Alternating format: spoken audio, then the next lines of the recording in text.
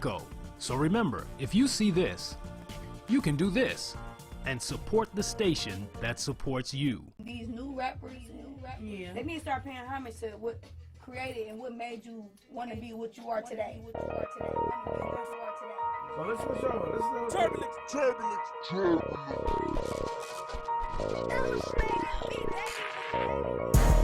I was there from kindergarten to 5th grade. So you, what year?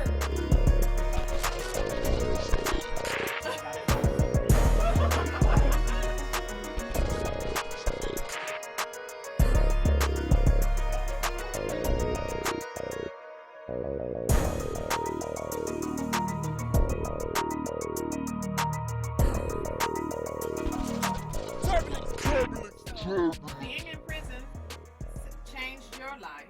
Right. You got to the book. Because I didn't want to go back. You didn't want to go back. WHPR TV is now on Channel 90. Check out all of your favorite morning talk shows on Comcast Channel 90 every day from 7 a.m. to 12 noon and watch us. WHPR TV is now on Channel 90. Check out all of your favorite morning talk shows on Comcast Channel 90 every day from 7 a.m. to 12 noon and watch us anytime, day or night, on all of your favorite devices. Download the WHPR TV Now app and take us with you wherever you go. WHPR TV is now on Comcast Channel 90 every day from 7 a.m. till noon. WHPR TV, a Watkins Broadcasting Company. You're watching WHPS, Highland Park, Detroit.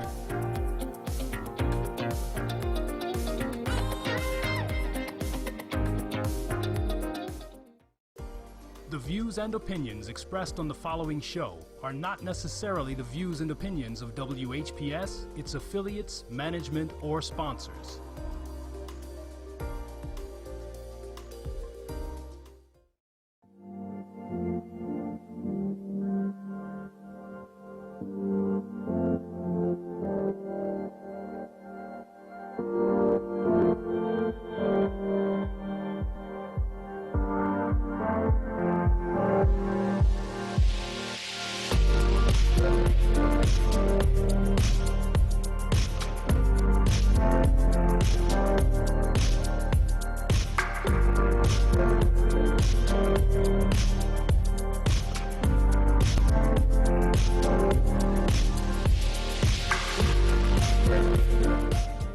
Great, amazing morning to you. Rise and shine up and at 'em. It's a phenomenal new day. You're officially tuned in to Cannabis, discussing the business of cannabis. And I am she is I. I'm Colette Ramsey. It's a pleasure to be here. I do my curtsy because I am so excited about who we are and the task that we have ahead of us to address and educate and conquer this industry known as cannabis. How have I reached you this morning? Great morning. Are you getting the young people ready? I am so excited. Let me just tell you, you would just think that I just have a whole gang of young people getting ready to go to school. And I do, actually. I do. Not birthed through me, but everyone that I hold near and dear to me who has young people that are getting ready for, is it elementary or middle school or high school or college? And I could start throwing and spewing out names, and I don't want to miss anyone. But I'm so excited. I am so excited for the opportunity that you have to expand your mind, to actually think, not just to gather information and then just to regurgitate or spew out what someone tells you and then get a grade, that you are at a formidable time in your life where you can absorb and think and process so that you can be a better adult.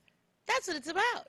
So our program here affords you that opportunity, because the truth of the matter is, if you go to any other station, as you have well learned, that all they're going to do is have a great talent that spews out the narrative that they want you to know, versus having a real conversation that is not scripted, it is not teleprompted, it is produced through research and information that clearly is going to benefit you. Educate, enlighten, and empower. That is the goal here on this amazing morning. So you should already know. That is what we are going to delve into this morning, whether you're watching us on WHPS TV 33 or Comcast 90 or Cannabis.tv or Roku or Facebook Live or streaming live or however you're reaching us this morning. that it's school time. It's back to school. And so where does that put cannabis? That's where we're going to go today. And all the preparation of getting the young people ready for what that school term looks like and all of their supplies. There are a lot of other components that we have to address with preparing them as well as young people who need medicinal cannabis. And so I don't know if you've really thought about that, but for the parents and the caregivers and the like who know that a young person needs their medicine to be able to fully function throughout their school day, what does that look like from a legislative perspective? What does that look like from someone who's diligently trying to get someone to understand that it's not just because my child just wants to recreationally smoke, but I need this for the care and the well-being of who they are physically and psychologically. And so we're going there today. But before I get there, I just have to commend this honorable body for the City of Highland Park Council. There have been a series of workshops, and on yesterday there was a workshop in preparation, of course, for the regular scheduled meeting, and the marijuana ordinance was on the agenda. And so you had a plethora of stakeholders in the community who showed up, of course, to listen to the line items that the city was addressing. And I believe the majority of that group was there to address or to see what the conversation would be like for the marijuana ordinance. And they are diligently working to draft a legislative body piece that is indicative of what the industry asked to uphold, the licensing from the state level, what works for municipalities, specifically for governing businesses who've been in partnership. But what struck me more so is for the residents of this great city of ours. And so much so that they asked and they opened the conversation up to those who were in the room if they had some questions or some information that they would like to share. And I'm so appreciative that they afforded me the opportunity to share. And if you all know, what did I talk about? Social equity. And my whole position as the founder and executive director of CASE, the Cannabis Association for Social Equity, that our goal is to have more than just what the law states from Michigan, for example. That yes, it's great that you've identified 19 communities. And yes, that's great that you have, if you've met those criteria, a discounted fee. And that's great if you're going to have individuals that help us walk through the process. But the truth of the matter is the majority of us, people of color, people who have been disadvantaged or disenfranchised, don't have the wherewithal financially and the ramp-up capacity to jump into an industry right now and to secure funding and success in the product or the service.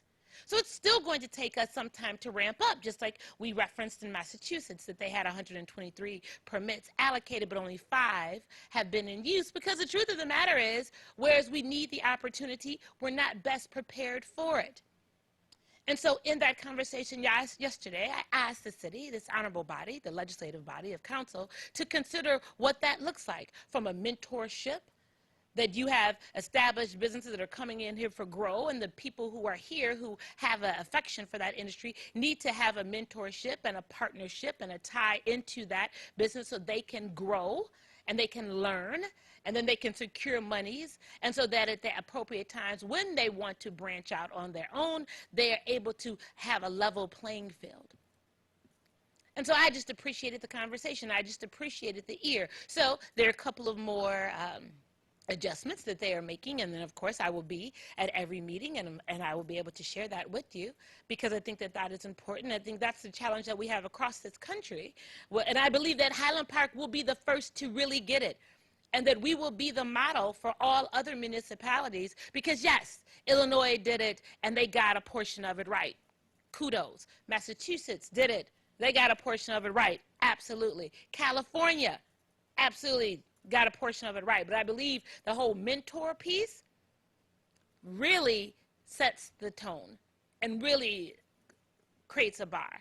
So I'm very excited about what the future holds for us here, and then to be able to have that type of model and take it out to other municipalities within this great state of ours, and then of course to other states as well. That's what CASE does. CASE is a national organization, membership based. I will be sharing with you shortly the social media tags and the website and the membership information, because we are getting it all together. and great, amazing morning to my case members so far. Thank you all so much for your dream and your vision, and to have the foresight and an open mind to how we can collectively accomplish these goals. That's what it's about. So now we're going to discuss young people. Let me give you a quote that opens us up this morning. Back to school time. What about cannabis, medicinal and recreational? Let me give you an overview. Did you know that for the 2019 school term, there are 56.6 million students who will attend elementary, middle, and high schools across the United States? 56.6 million. Out of that, 50.8 million students are in public schools, 5.8 million students are in private schools, and the breakdown of that 50.8 million public school students source is 1.4 million to attend pre-kindergarten, 3.7 million to attend kindergarten, 35.5 million will attend kindergarten to 8th grade, and 15.3 million will attend grades 9 through 12. There are 4.1 million who attend 9th grade, and in that, the grade students typically enter high school. So that's the matriculation amount.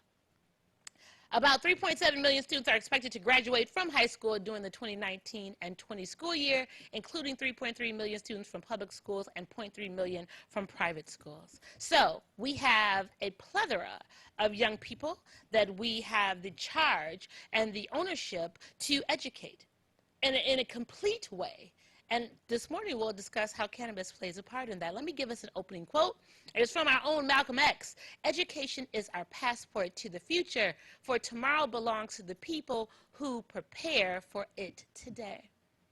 So there's no irony that we're preparing our young people to have brighter lives and more successful engagement in their thinking and their adjustment and being able to maneuver in this United States of America and beyond, as where they are right now, and then developing into young adults. And then for us as adults, because education is an ongoing process. It doesn't just stop, like we shared with the Honorable, she is my First Lady, Michelle Obama, in her book, Becoming. You just don't become. It doesn't just stop at, I've reached this area and I'm here, so I've become the First Lady. No, I'm becoming. So you're constantly growing, you're constantly learning, you're constantly pushing yourself and being open to the universe and ideas.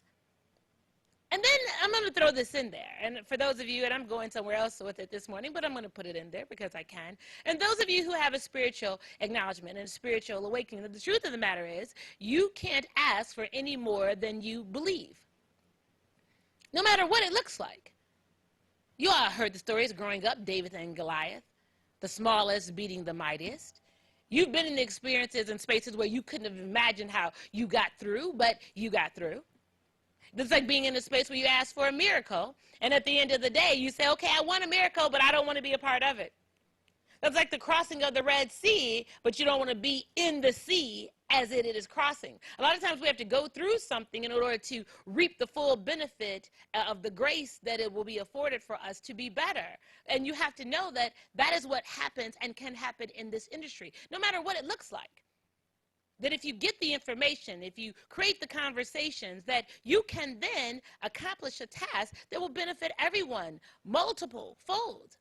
And so education is our passport to the future. For tomorrow belongs to the people who prepare for it today. And it is our charge here on Cannabis and through Cannabis TV and Case to make sure that you're prepared to adequately and successfully enter into this amazing industry. We're going to open up with a quote today. It's coming from Zooming In with Simone Guy. She created a coverage piece for recreational marijuana and its effect for California schools. And so let me give you a quick overview because it gives a narrative and then we get to where we are today. So on November 8th, 2016, recreational marijuana was legalized in California. Marijuana dispensaries sprawled in metropolitan areas in Southern and Northern California. Schools quickly felt their presence, and the Fremont Unified School District is one of Northern California's star districts. And it's going to be interesting as we share this few minutes of a clip with you. It will outline what the people, their perspective of cannabis, and then as it related to medicinal, as it then relates to recreational, what it looks like in a school environment, and then to equate that to legislation.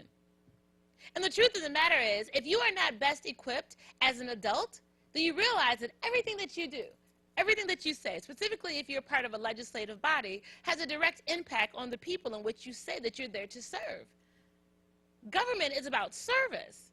It's not about you just milking the ills and being able to come up with all the spoils of everything and take that on and ride off into the sunset. You're supposed to create a space and make an innovative impact into a world that needs your leadership through service.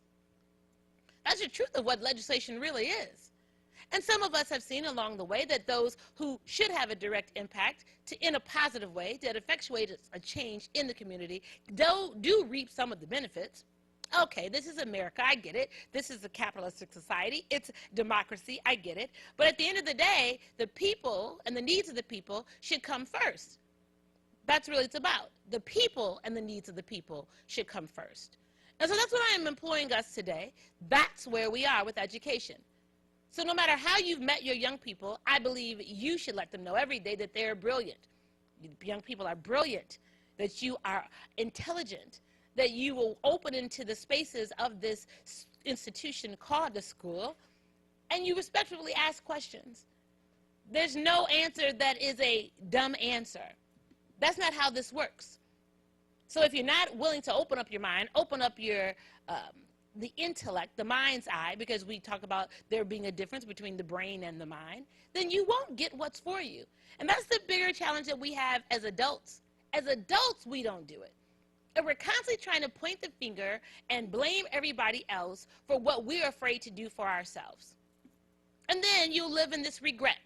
And then you know what happens. And then you'll constantly look back, as we do, in every facet of this industry and the like of what it produces and say, oh, look at what they've done. Oh, look it. And then you're mad at what they've done, but you haven't done it. Whose fault is it? I'm just asking. There's no way I'm going to sit in a space and know that there are opportunities coming and I'm not going to reap the benefits of that. But maybe that goes back to how you see yourself. And the truth of the matter is, I don't know, we're getting ready to go to the clip, but the truth of the matter is, I believe the majority of us are challenged, specifically in this industry, because we don't have enough faith that we can do something different. Now, you know, everybody who's been growing for their whole lives and in the black market and all of those things, but why all of a sudden do we act like we don't understand how to make it work on the other side? Well, guess what? I'm encouraged because our young people now have a chance. There's several universities that now have programs specific to cannabis, so you can go and get a degree to be able to grow cannabis, assess cannabis, process cannabis. Your business acumen in the marketing and the consumer engagement can lead you into the cannabis industry. Your finance acumen can lead you into the cannabis industry. Your packaging can lead you. Your social media can lead you. Wherever you are, transportation can lead you. Real estate can lead you. You don't have to shy away from it. So as we began the conversation about preparing our young people for a school, let's get ready to go to the clip. It's how recreational marijuana affects California schools. And it goes back to 2016. And then I'll bring us up to date. So if we're ready, we'll go to the clip. Dr. Brown has two sons. The older one grew up in Texas. He graduated high school with honors and got a law degree from Rice University. He now enjoys a successful career as a diplomat. She never expected that her younger son, born and raised in California, would take a drastically different path. He told me that older kids had given it to him when he was in middle school, and they got it from medical marijuana dispensaries. Medical marijuana had long been legalized in California by the time Dr. Brown's son started using it. But adults from 18 to 21 can only get medical marijuana through their primary caregiver, theoretically. They went to a doctor and they would say, I can't sleep, or I have some pain, and the doctor can't really test for that, and it's not their regular doctor. It was what they call pot doctors. So it was kind of, basically everybody knew this was kind of a scam. It is a scam that doesn't seem to bother most people. After all, marijuana is generally perceived as a non-harmful herb that makes you feel good. Medical marijuana is not addictive and non-habit forming. Medical relief can be administered instantaneously. Side effects can include euphoria, a sense of well-being, love, and extreme happiness. According to the Monitoring the Future study, among all grades, perceptions of harm and disapproval of marijuana use has continued to decrease over the past 20 years. Because all of the other kids were doing it, he thought he didn't have a problem. This whole culture of, you know, it's okay, marijuana is not harmful, you know, you can do these things, and you know, it's going to be legal soon anyway.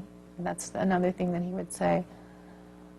It's not harmful, I can't die, I can't overdose, those kind of things he used to give me as kind of reasons why it was okay for him to do it. According to the National Institute on Drug Abuse, marijuana use can lead to problems, which takes the form of addiction in severe cases. 30% of those who use marijuana may have some degree of marijuana use disorder. People who begin using marijuana before the age of 18 are 4 and 7 times more likely to develop a marijuana use disorder than adults. Dr. Brown's son falls into this category. He got increasingly addicted to marijuana in his high school years, when he used it multiple times a day. He progressed to running away from home to avoid treatment and getting arrested for bringing marijuana to school. By the time he was approaching 18, Dr. Brown had to face a bigger challenge. We told him, you know, when you get to be 18 in California, you can get a medical marijuana card and you can use medical marijuana. This was true before legalization. And a lot of friends of his were talking about getting these cards so they could use marijuana recreationally. When Dr. Brown's son turned 18, she realized that reality was worse than what she originally feared. I found out he was actually hanging around these marijuana dispensaries, and he started working for someone who grew marijuana. And he started making money actually by making hash oil. And it's a very dangerous thing because you have to use butane. And there's a lot of hash oil explosions where I've read about them, that they've had explosions where houses have burned down, people have been killed, and it actually became illegal in California. On November 8th, 2016, recreational marijuana was legalized in California. Marijuana dispensaries sprawled in metropolitan areas in Southern and Northern California. Schools quickly felt their presence. The Fremont United School District is one of Northern California's star districts. It is made up of 42 schools serving nearly 35,000 students in grades K through 12. It had 14 National Merit Scholars and 11 California Gold Ribbon schools in 2016. Since late 2016, the district councilor, Yang Xiao, saw a distinct change. After the adult recreational marijuana was legalized 2 years ago, the school district has been collecting data on how rampant the marijuana abuse is on our campuses. And data shows that there's at least a 12% increase on average for the last 3 years, which indicates that more and more students are using marijuana on campus. Not only that, they also sell marijuana, and many of the students get expelled because of the sales of marijuana on campus.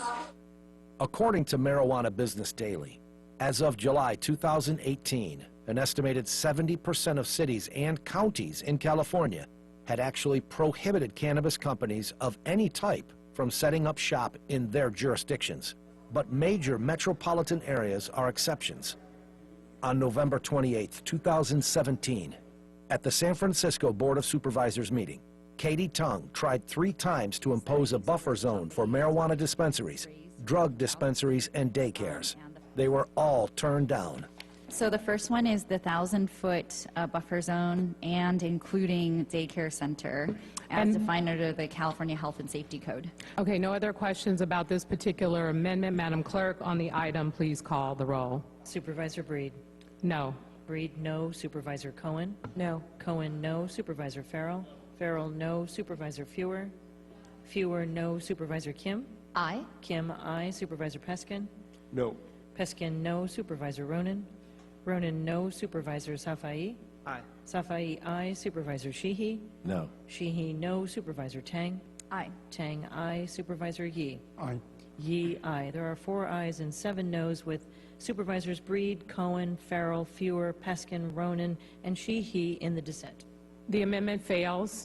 Given that that previous motion failed, I just wanted to put it back to 1,000-foot radius without daycare centers, which is what we have right now. There are 5 ayes and 6 noes with Supervisors Breed, Cohen, Farrell, Peskin, Ronan, and Sheehy in the dissent. The motion fails. Supervisor Tang? Okay, thank you. I promise this will be the last one on the buffer zone. Okay, so, all right, so my next motion then would be 600 feet buffer zone. Yi, aye. There are 5 ayes and 6 noes with Supervisors Breed, Cohen, Farrell, Peskin, Ronan, and Sheehy in the dissent. The amendment fails. Supervisor Tong's motions were not only turned down, her colleagues passionately disagreed with them. I think by expanding the limits around schools and daycare centers, what we're saying is that there's something inherently dangerous or bad about these shops. And I just really disagree with that premise. I actually think that the war on drugs has been what has been dangerous for our society. There is documented evidence, plenty of it, showing that where you make drugs legal and regulate them and prevent kids from getting access to them and allow people who are already addicted to substances, to not penalize those individuals, that they use less drugs and get better, and that neighborhoods get safer. And, in Portugal, where all drugs are legal, they've seen the society transformed and crime go down. And At that meeting, Supervisor Ronan's motion to remove any restrictions on the distance between cannabis dispensaries was passed. However, Ellen Lee Joe, social worker and 2018 candidate for San Francisco special mayoral election, said Ronan does not represent the community's real voice. I was in many of the public hearings. I remember clearly in my head.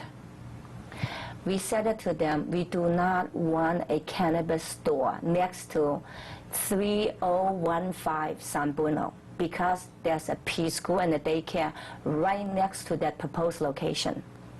You know what they say? They said it is necessity to have a cannabis store that kills people's voice, because 85% of the people live nearby within the 600 block. They said, no, thank you. Stay away from our kids, stay away from our residential area, but yet they passed the regulation. They allow them to have a cannabis store right next to daycare. Before the mayoral election, according to political contributions reported to the San Francisco Ethics Commission, San Francisco Supervisor Mark Farrell and Board of Supervisors President London Breed, who was last elected mayor of the city, had received more than $50,000 each in reported political contributions from the local cannabis industry. In total, the members of the current Board of Supervisors received at least $153,000 from owners, employees, lobbyists, and firms associated with the cannabis industry in San Francisco. So we got a couple of different things happening, right? I hope that you got it. Look, I'm all for responsible governance. Actual foot, yes, I don't believe that you should have a provisional center next to a school, pre-K, church, rehab facility. Absolutely. It's no different than how we govern liquor. You can't have liquor by 1,000 feet or whatever from a school or a church. Come on, you all. It's the business of it. So there's just hypocrisy in that part, but I'm just going to leave that over there because I know that the legislation is going to address what that looks like, okay? Where it's actually situated. But what about the need? I mean, cannabis has been around forever. Stop it. You know where people know where to go. They've always known where to get cannabis. But now all of a sudden, when it becomes a mainstream, we want to act like we don't know about it and what to do with it. Stop it. You heard President Obama say he did inhale. I mean, isn't that what you were supposed to do? I'm asking. Now, there's for me, a responsibility when you start dealing with young people. Same responsibility that you should have with them with liquor, I believe. Same responsibility you should have with them with alcohol. Same responsibility you should have with them with food. Same responsibility you should have with them of overindulgence, perhaps with video games or isolations or anything that is not understood or monitored or governed can cause problems, I believe. And absolutely, outside of a medicinal arm, but a lot of young people, specifically in urban and inner cities, are suffering from trauma. And they've not been diagnosed. PTSD. And they've not been diagnosed. They're anxious. They could have depression. And so you never thought to look at perhaps this is how they medicate to get through what they're getting through. Everyone just thinks that they want to be high, but maybe that's a component of dealing with something that has yet to be diagnosed. Remember, there's always something different. We always talk about symptoms versus issues. The bigger issues are, if you don't want young people to walk around, specifically in urban and inner cities, and perhaps rural now as well, high, then maybe you need to understand what gets them, why they need to get high. Maybe there's a sense of hopelessness. Maybe there's a sense of breakdown in the household. Maybe there's a sense of unemployment. Maybe there's a sense of inadequacy. But we don't want to address that, huh? Because I don't believe that there's a huge number of people, specifically our young people, that are smoking just to get high. I believe that they use that to numb something so they don't have to. It's the same way adults use substances to numb and to try to forget for that moment, only to then be awakened after the substance wears off to still have to deal with the reality, but maybe not even knowing how. And as children, they don't know how to articulate it. As adults, we're not necessarily having the real conversations with them, the pressures of being in school, the peer pressures, the bullying, the like. So maybe that's where we're really going today. Again, if we're not prepared to have the real conversations within our communities about cannabis, how do you think it's going to have an impact on young people? Let me go to the line. Thanks for your patience. Good morning to you. Happy Wednesday. Oh, happy Wednesday too. Yeah, I was viewing the video, and what I got out of it is that even those who were fighting against allowing these industries to be close to schools and daycares, it appears that through the money game, they were able to pass and persuade people anyway. Yes. But what they have to realize that the parents and the adults that are inhaling or eat edibles or whatever they're doing, most of them have children.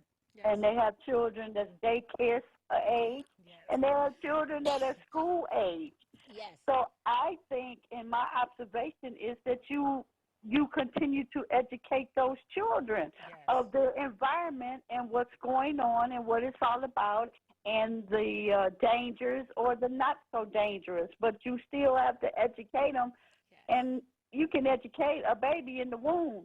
Yes. So, I think the education part should be the responsibility of the the adults, as well as the businesses, to have an education system set up.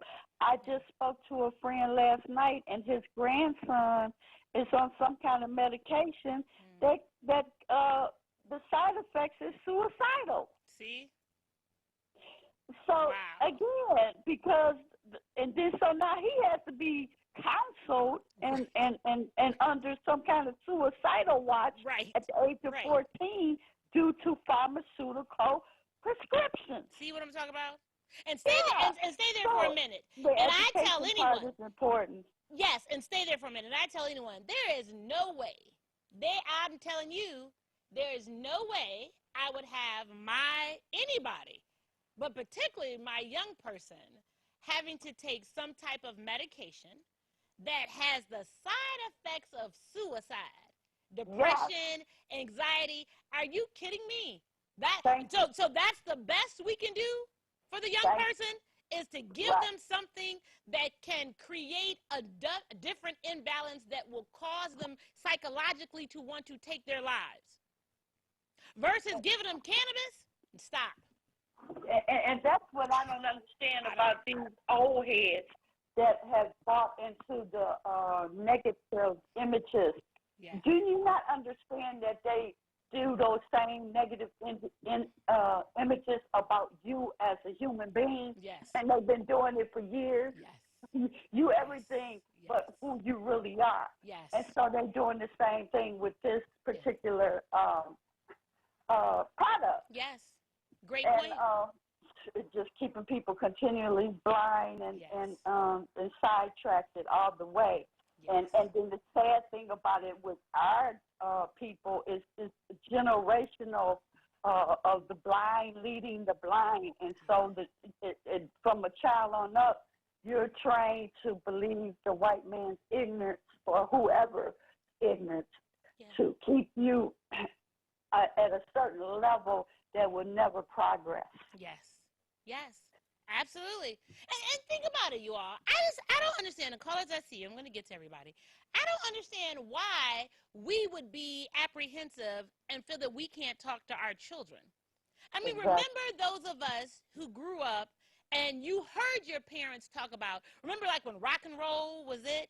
And people would say that's the devil's music, and that you couldn't equate and you couldn't relate to your child at that time because the parents didn't talk to the children because there was a disconnect. I don't understand how we ever thought that we could have and should have a disconnect with everything that we have to deal with as people of color in this America. I don't even understand it. Like, or you say that you think that they're doing something, but you're afraid to talk to them about it. Let me just tell you this much. If you don't talk to anyone in your family, and particularly young people about everything, you are in for it. You should be, especially someone that you birthed, someone that you helped bring in this world. I should be able to talk to you about everything. I'm going to talk to you about sex. I'm going to talk to you about drugs. I'm going to talk to you about religion. I'm going to talk to you about relationships. You are going to get every bit of information coming from the source versus you learning something on the streets. That's right, because if you don't teach them, somebody else will, and you might not want their influences. And you don't know what it is they're going to say to them. Right. And their benefits. Right. That's just like, and everyone, I'm going to go there because we can. That's just like everyone tells you, oh, everyone abstinence, and the little girls keep your dresses down, and blah, blah, blah, and you're up in church, and the little girl comes up in church pregnant. Right. We don't know what happened. No, yes, you know what happened. You absolutely know what happened. You weren't conscious enough to be realistic and say, guess what? When you were a child, you knew what you did. Right. Stop it. Like, why do we act like we forget who we were in our developmental years? That's one thing. I commend my parents. They were very honest about everything. My mother used to, my mother, bless her heart, she wasn't as forward as my dad. And my mother would say, oh, well, I know sometimes you might, and then I'm being her voice. You know, little feelings, and you're growing up, and you might like a little boy. And I'm like, Mother, what are we trying to get at here? Like, where are we trying to go with this thing? But she was trying in her own way to be able to talk about what sexuality looks like and to let me know that, again, if they had their way with it, they want you to wait until you're grown and wait until you can be responsible emotionally and all these things. And I respected that.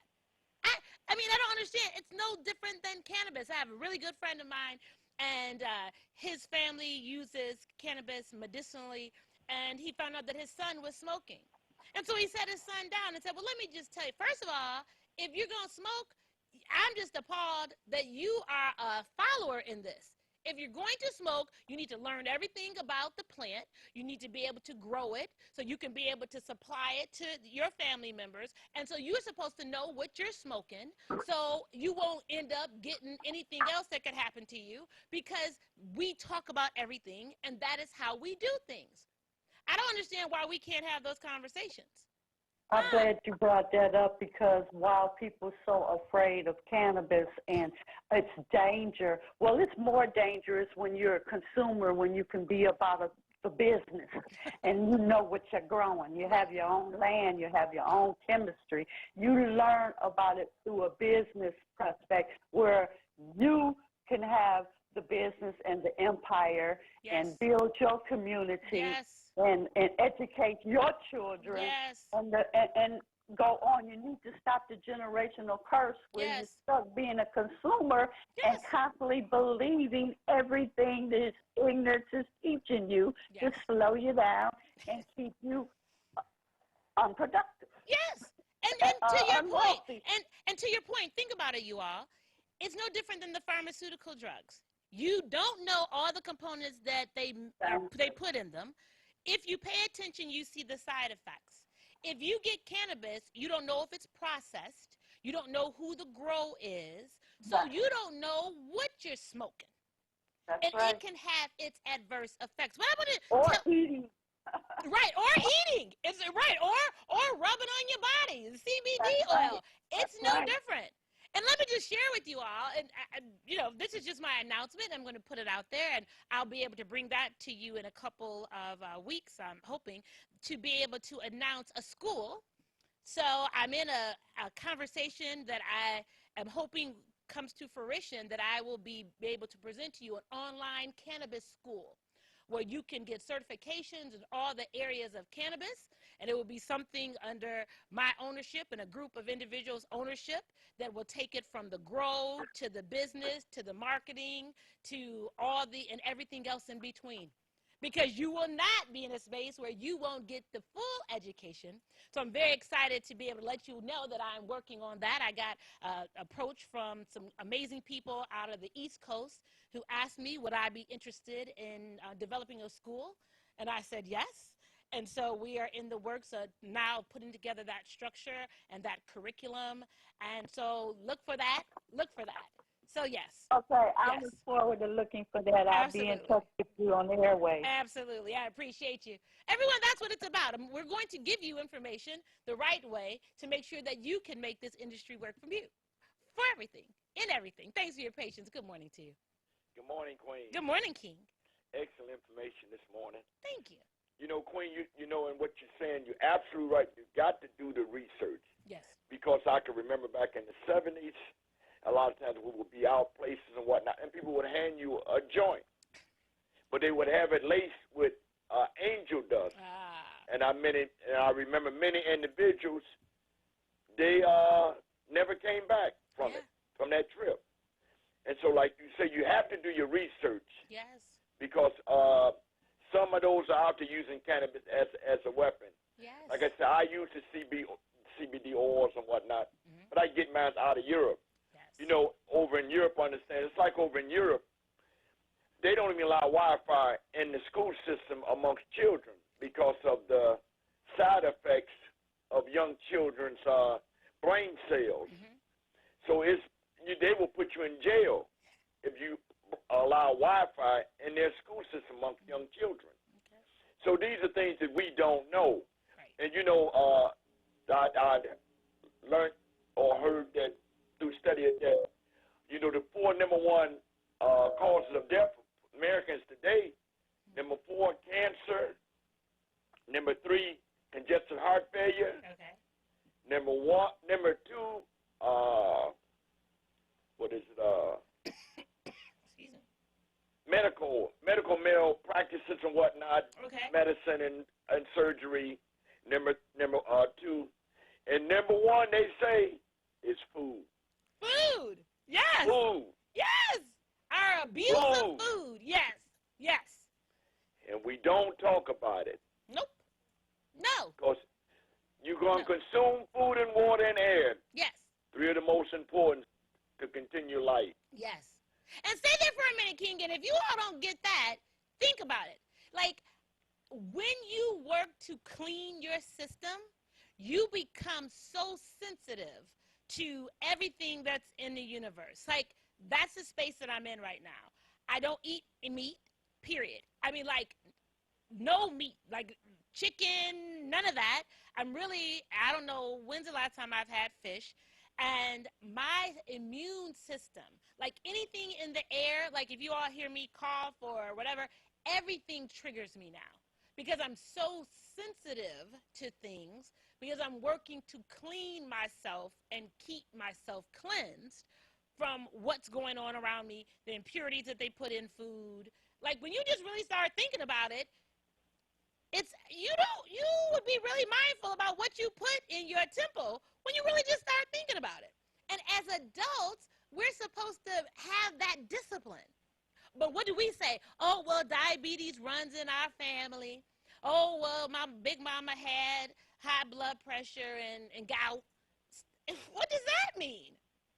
That doesn't mean that you have to have it too. You're absolutely right, Queen.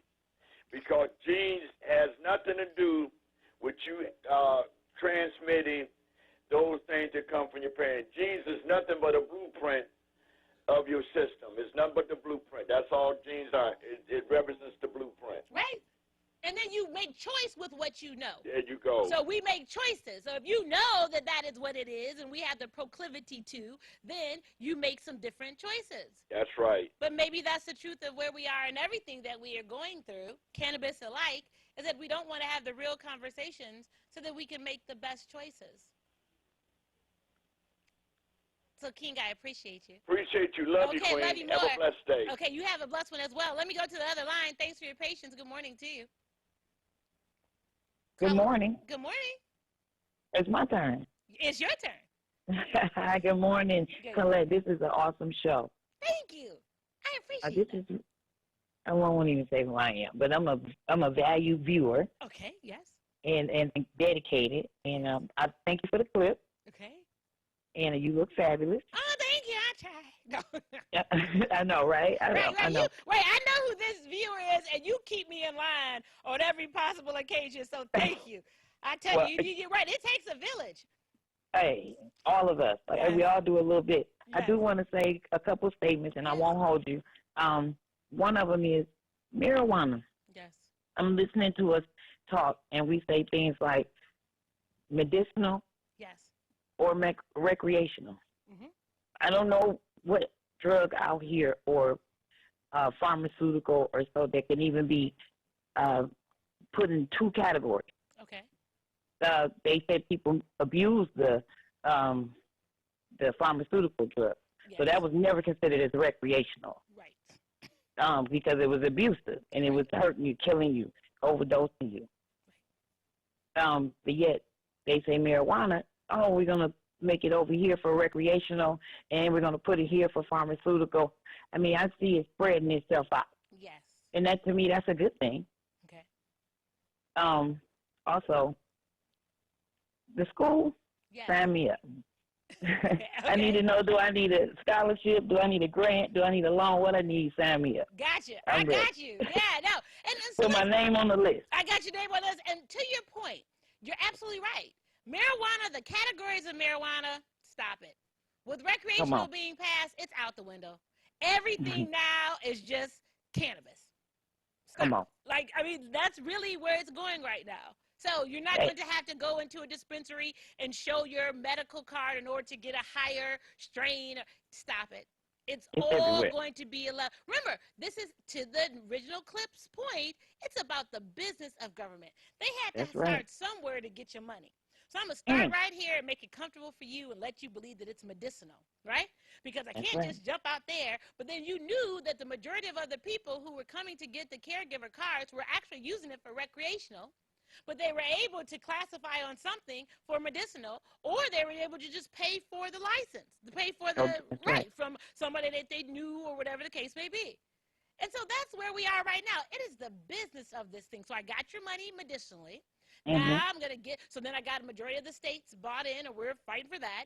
Now I'm getting you recreationally, so I'm going to add more monies and fees on to bring more revenue into our municipalities. And then it's just going to be, then once it's federally approved and decriminalized, then I'm going to be able to add more money and put it into the banking system. And then it's just, cannabis. It won't be anything else. It won't be from medicinal, recreational. It'll just be cannabis. That's right. Yeah. the CBD is what's new, what they're popping out for extracting it or advertising it or promoting it more so in the last few years, in my opinion. No, you're totally right. And that plays into the show that we had last week. I tell everyone, if you thought you don't know where to go, hemp is the way to go. Hemp, everybody, hemp. That's a component of the plant that doesn't have the THC levels for the euphoria, the high, the like. It is the component of making the CBD, which fuels everything in this industry right now. The oils, the lotions, you name it with CBD. You need to grow hemp and process hemp. And then remember on the show last week, we talked about Hemp Creek. We got Tech Power. You have everything that you can make from hemp. That's right. And then the pilot license in Michigan for that is $6,000. We have tons of vacant land. You can do a pilot program for hemp. And it has a restorative purposes, so if there's contaminants and all the likes in the soils, then it can help regenerate that. Come on, you all. But if we don't know, how would you know? Well, maybe now you know. I appreciate your call. I got one more clip I want us to get to today. Okay, I'm out of here. Okay, have a good day. I'm going to sit back and watch the show. Absolutely. Everyone, continue to be awesome. Oh, you as well. Thank you. Everyone, the last clip we're going to show this morning is from Sunday Morning Matters. It's a digital edition. And it states, California bill passes allowing marijuana to be in schools K through 12. So California, there are 8 states overall that have now approved medicinal marijuana in classrooms, in schools. But this clip shows California. It's only 6 minutes. So if Tim says we're ready, we can take a look at this clip before we close out the show. So let's take a look. The State Assembly approved a bill this week that will allow parents to administer medical marijuana to their student on campus. The bill would also allow the use of marijuana in non-smoking form in K through 12th grade schools. We want to bring in our panel here for Sunday Morning Matters Extra on YourCentralValley.com. Larry Powell, Alex Tavlian, Umberto Gomez Jr. Gentlemen, you hear this, medical marijuana in schools, and I don't know, I think a lot of parents say, whoa, hang on here. Larry, I'm going to start with you because this is a hot-button issue. As an educator, I don't want it any place near campus because it always goes further than thought. And I've seen the devastation of marijuana before it had the new substances added to it. And it was devastating to kids and to families. So I don't want it anywhere near schools. Find another way to do It's illegal right now. Let's make this clear. It's illegal. Marijuana cannot be within, what, 1,000 yards of a school, if I'm not mistaken? But it's not your daddy's marijuana. It is far more powerful than ever before. I don't like it anywhere near schools and what's going on there. There are a lot of things we can do short of marijuana that can help families. You know, Umberto, it's getting closer to the governor's desk, and we've known that Governor Newsom has the tendency of being lax on certain laws. Do you think he'll be lax on this one? I don't think so. It's easy for us to say or give a determination, but when you have seen kids with tuberous sclerosis, when you see kids that are epileptic, and CBD has been shown, has gone through the clinical trials from phase 1, 2, and 3, has shown tremendous amount of benefits to reduce those particular action potentials in the particular areas of the brain. So to me, you have to make a clinical judgment.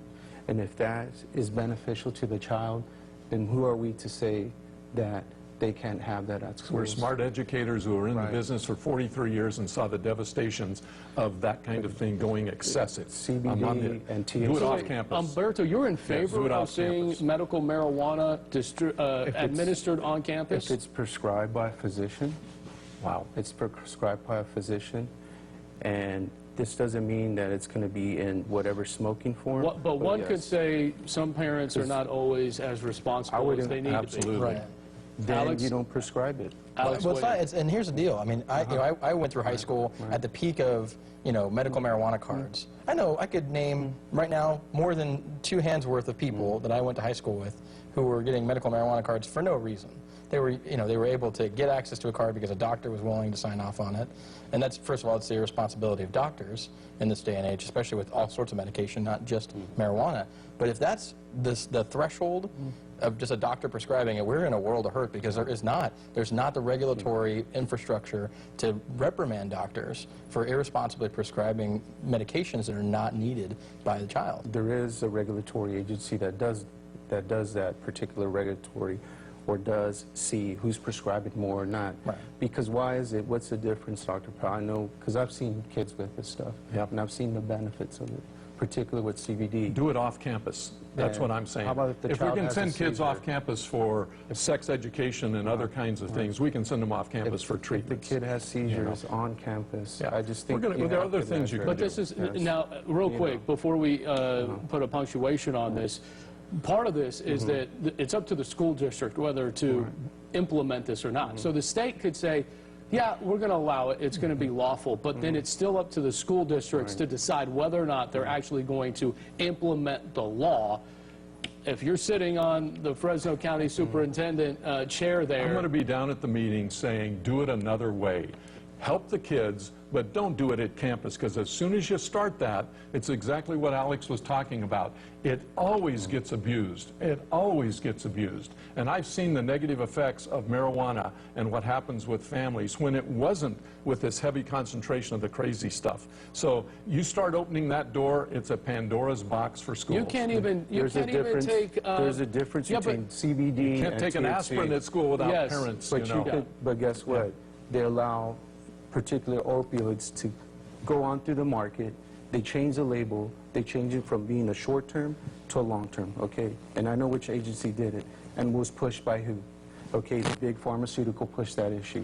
So to me, if you have good control factors, good compliance, good regulatory, I just think we just have to be tremendously California responsible. has never had good regulatory on most of that stuff. That's a federal, And because that's- it's a Schedule 1. Sure, but you're talking about a state law that will be State law regulated that by affects the state, schools, and not you're talking about federal law. doctors who are regulated by the state, not by the feds. Yeah. But more importantly, in all of this, you're saying, well, it's up to the school district to decide, Alex, on. The bigger problem is, usually when it comes to state laws, especially when it comes to education, they start as prescriptive. They say, well, it's up to you. It's up to the school district. They can make the choice. And then it becomes mandatory. And that's what we're seeing more and more. And I mean, there's 4 letters that are always tossed around with school districts, and it's the ACLU. They get involved in a lot of fights about what school districts are and are not allowed to do. If this begins as a prescriptive law where school districts have a choice, it won't be a choice for very long. Well, it'll be interesting to see how the governor plays this one out. It'll probably hit his desk, and we'll see if he signs it. Governor Brown, if I'm not mistaken, correct me if I'm wrong, he vetoed it? Correct. All right. There you go. We'll see what happens. Guys, thank you for being here. So appreciative of that clip from Sunday Morning Digital Extra. And we'll see. Is Michigan going to be next? I believe that it will, to approve medicinal marijuana for the classroom. Like anything else. I'm just saying. But we'll keep you informed right here on Cannabis. Our time is up for the day. I pray that you have been educated, enlightened, and empowered, and in all things, get an understanding. I'm going to leave us with a quote from Confucius that states, "Learn as if you were not reaching your goal and as though you were scared of missing it." Never want us to miss a goal, but you have to get the education to make sure you can get there. Make your moments matter. Make today amazing. Look forward to seeing you bright and early tomorrow morning for Coffee and Conversation with Colette, right here on WHPS TV 33. See you then.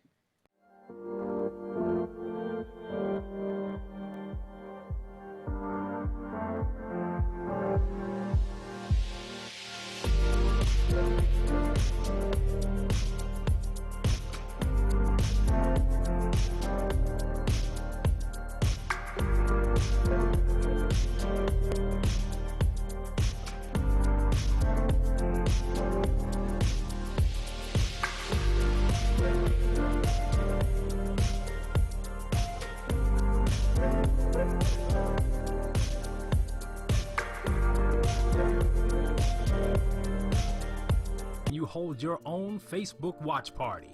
Connect all your friends with our friends, and we can have a watch party together. Watch your favorite TV shows when you want, how you want, with your favorite people.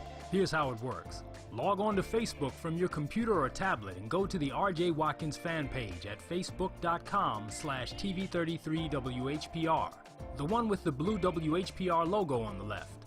Like us. Click the word videos with the red tag that says live next to it.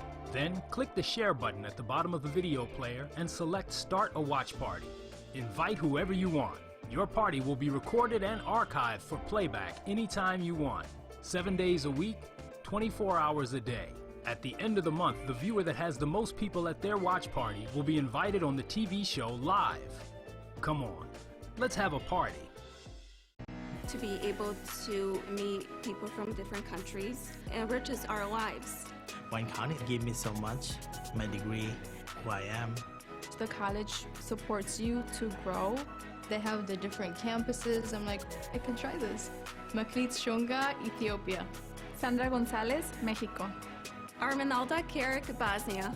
Javed Khan, Bangladesh. Go to Wayne County.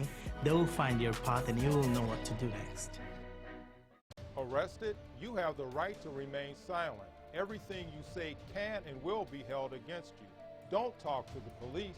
Talk to me first, Attorney Warren E. McAlpine from the Action Attorney Center. I know the law and I know your rights. Whether felony, misdemeanor, drug, OWI, domestic violence, or traffic violation, I can help you. Call today, Warren E. McAlpine, 1-888-292-6908. You're watching WHPS, Highland Park, Detroit.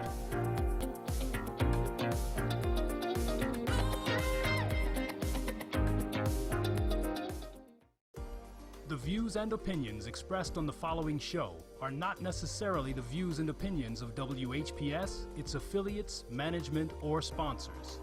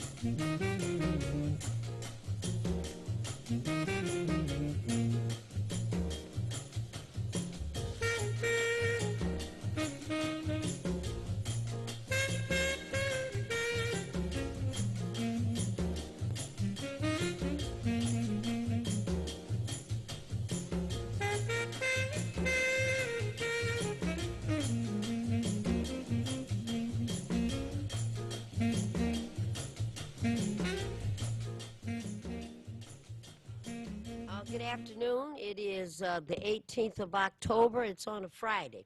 I'd like to welcome everybody to the weekly broadcast of Ask Welfare Rights. Got a lot of things to share with you today, so we're going to make these official welcomes a little bit brief. My name is Maureen Taylor. I work with the Michigan Welfare Rights Organization, and this is the Friday broadcast of Ask Welfare Rights. Marion is about to give you your official welcome, so Marion, say hello. Hello, and again, we're happy to be able to be here today because too many of our close friends are passing away.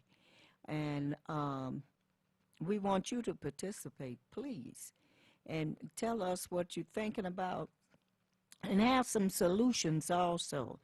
You can call in to WHPR at 313-868-0342, 313-868-0351, and 868-4336. The website is www.tv33whpr.com.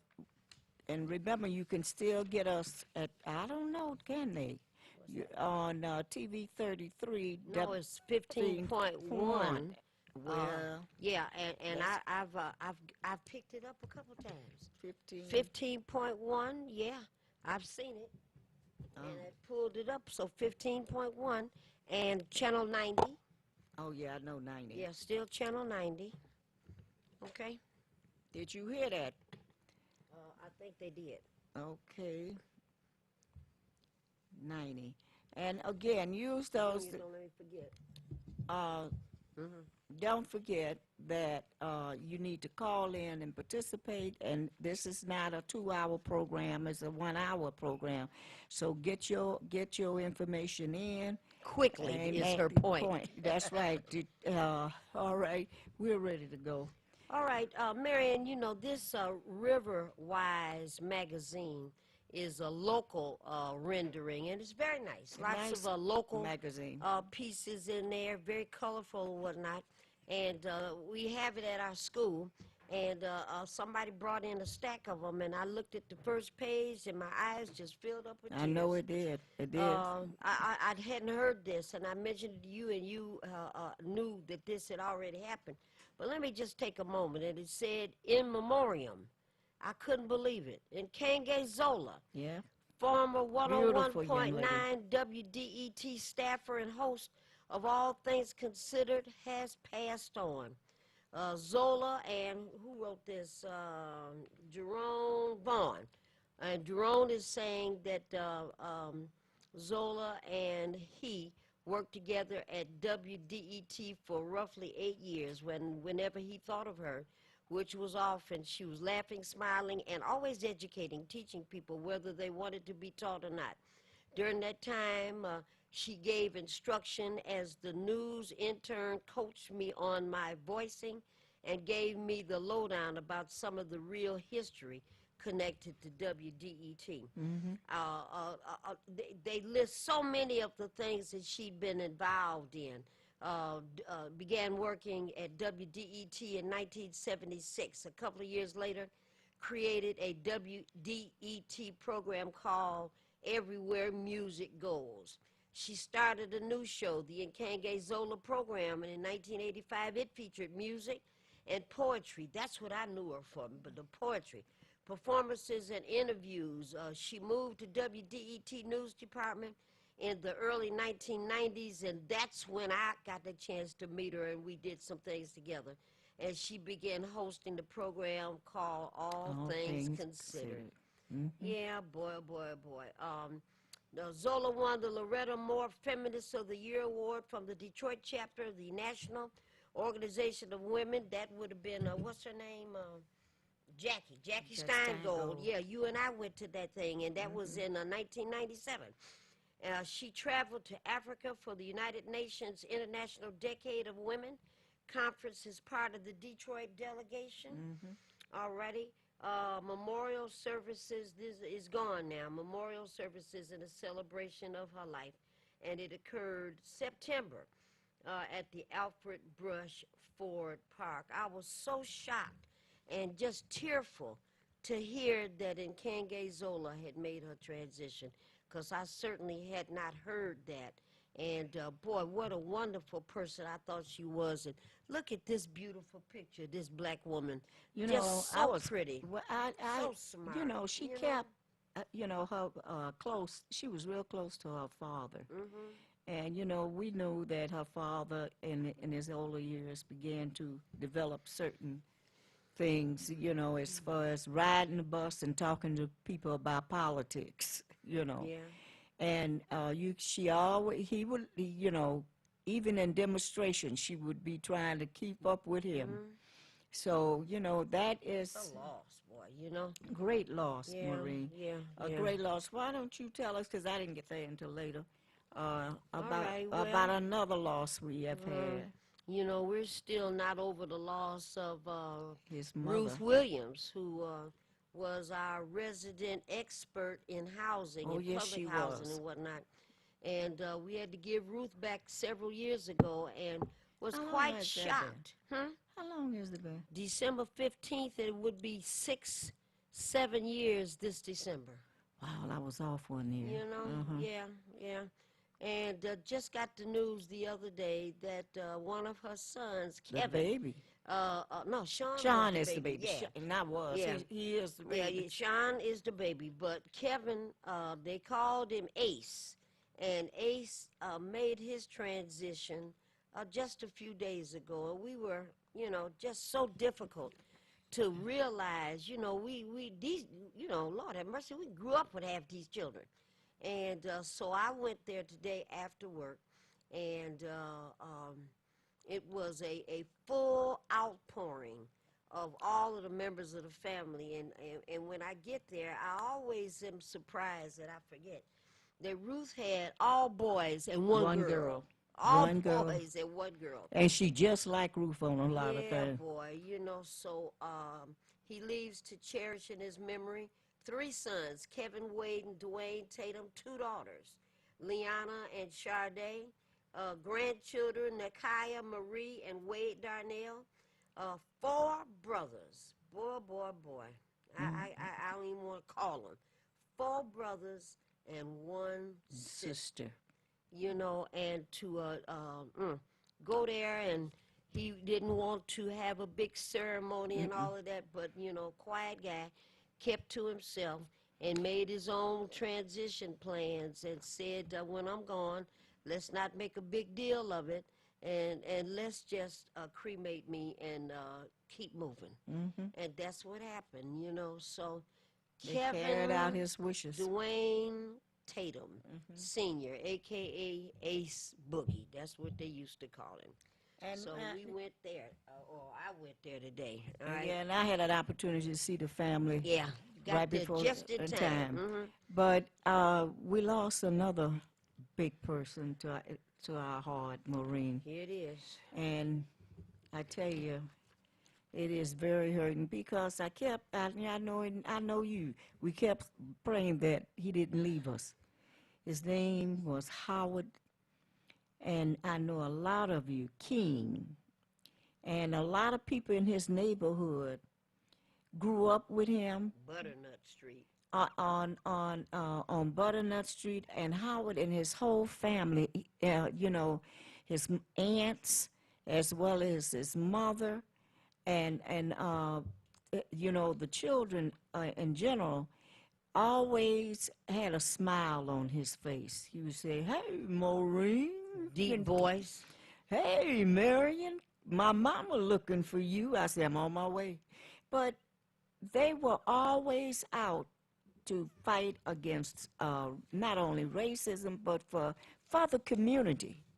That was a working family, and the rest of them that's left got a big job to do. That was another mother that had, Mary Lee. You know, several boys and 1 girl. Her sister and all of them talking about, you talking about being participants in the union. Her sister used to be, not only that, I call her and she get the people together and we go visit some of these slum landlords to get the stuff together for families and stuff. We're going to miss all of them. Well, let me read a little bit. The Barnabas Youth Center started June 1st, 1983, as a program of the Presbytery of Detroit to encourage and assist individuals to discover, prepare for, and engage in meaningful and fulfilling work. The first grant that was written to open up the Barnabas Center was opened by Bart Eddy. And Mr. Eddy is the founder of my school.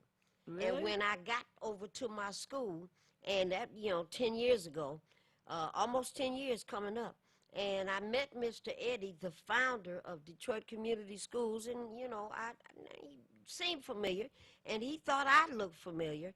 And then after a few weeks, we discovered that he was the founder of the Barnabas Center and wrote the grant.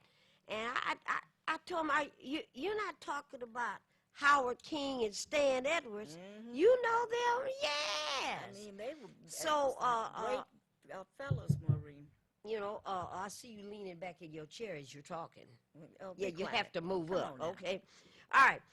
The mission of the Barnabas Youth Opportunity Center, right there on Grand River and Trumbull. Trumbull, right there, Grand River, Trumbull, is to encourage and promote development of youth and other individuals within the community by creating positive, meaningful work, learning, and recreation opportunities to provide a positive image and to service the community, which leads to the development of strong social and individual responsibility as a deterrent and an alternative to crime, substance abuse, and destructive behavior.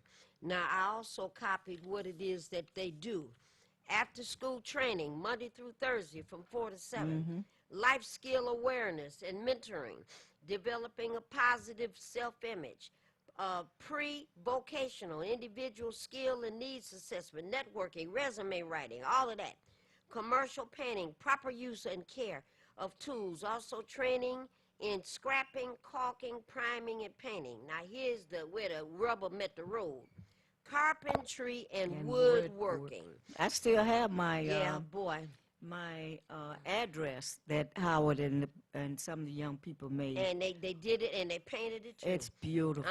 Basics of carpentry and woodworking to develop skills for remodeling, restoration, repairing, and refinishing. Field experience, advanced students with accompanied and skilled professionals on the job to get on the job training. Now, Marion, Navarre was about maybe 11 or 12, and I'm not sure how it is that we all were somewhere together, and he met Howard and he met Stan, and they were talking about that doggone Barnabas Center, and Navarre listened, and there came a time, Navarre, we got summer, maybe you'd like to go somewhere. And before I could finish what I was thinking about, Navarre started, I want to go to the Barnabas Center. Well, Navarre, that's way down there on Grand River. I want to go to the Barnabas Center. So I thought he might have been too young. I want to go. No. Okay.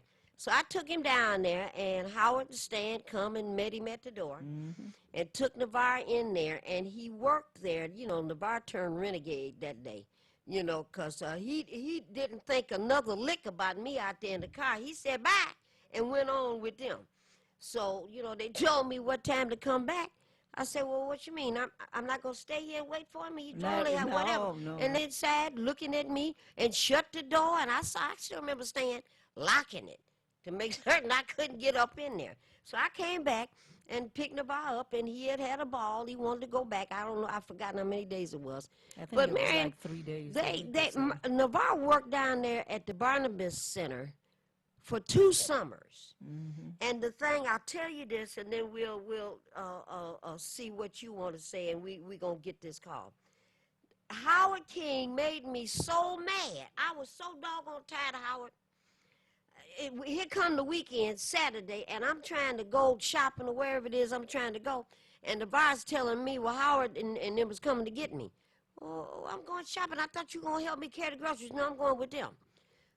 Go ahead. So he going on, and then it came a time when the bar tells me they going to bring me back home because you can't come down here and get me because this is man's stuff. Oh, so I told him, I got some man stuff for you, And what I found out was that doggone Howard and that rapscallion Stan was taking Navarre and these other kids over there to one of those gourmet restaurants down in the market area. Teach them how to go to a restaurant. Teaching them how to go to a restaurant, but now they got to learn how to have gourmet mushroom soup. And then they got to go shopping after that to show them how you do grocery shopping. And you don't just walk into the store and throw stuff in your basket that you don't need. You don't want that. So Navarre has to learn how to pick an apple, how to go get some mushrooms and touch them to see if they spring back. There came a time, Marion, I was so tired of shopping with Navarre. Look, I don't have time for you to squeeze the lemons, pluck the cantaloupe, hold the tomatoes up and see if they see through, and all this other kind of stuff. Where are you getting this from, Navarre?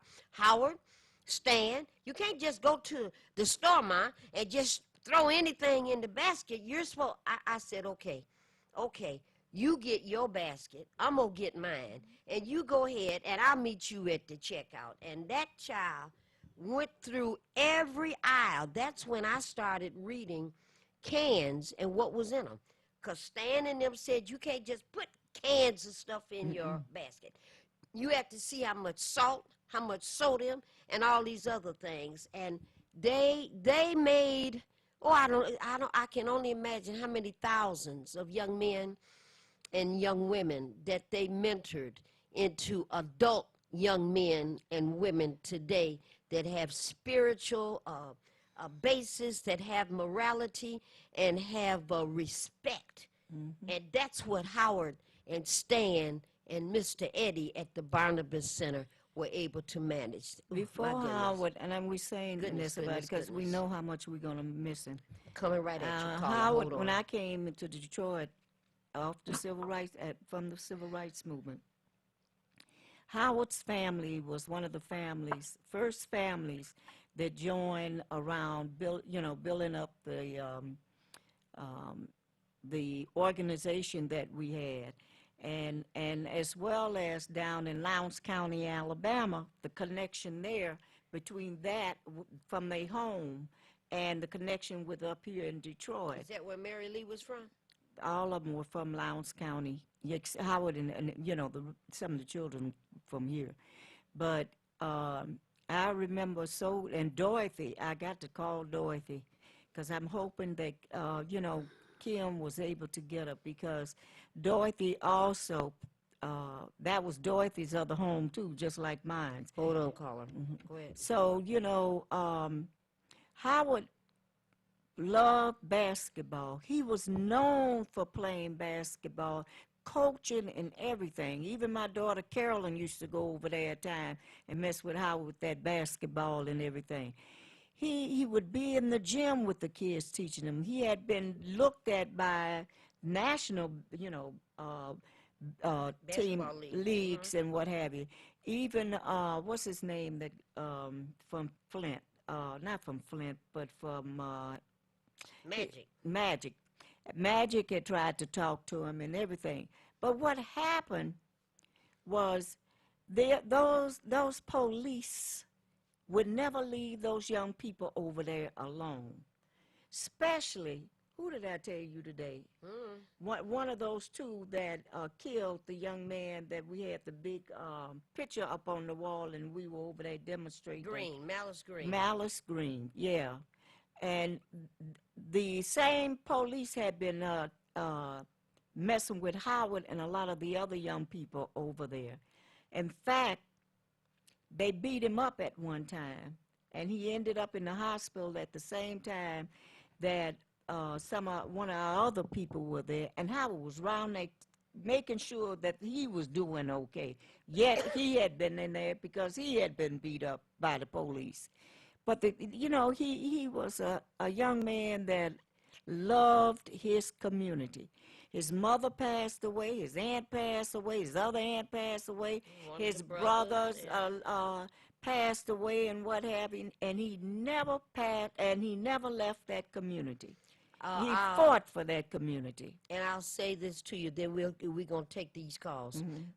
If you go online and you look up Barnabas Youth Center and / Howard King, and what comes up, Marion, is the last television interview he did was in April of 2019. And he was talking about the importance of the community, the spiritual connection that these kids have to have, and how difficult it is to connect it. It's a beautiful interview, and it's online right now. And the last thing I'll say about this, because you told me, Lord, I can't get up off the floor about this. Howard was a big hulk of a man, strong, a healthy eater. But I realized that since we heard about his cancer, it was only 4 or 5 months ago, Marion. And so he had an aggressive form, just like Marshall. And what that tells me is that he had not been to the doctor in enough time to see what was going on.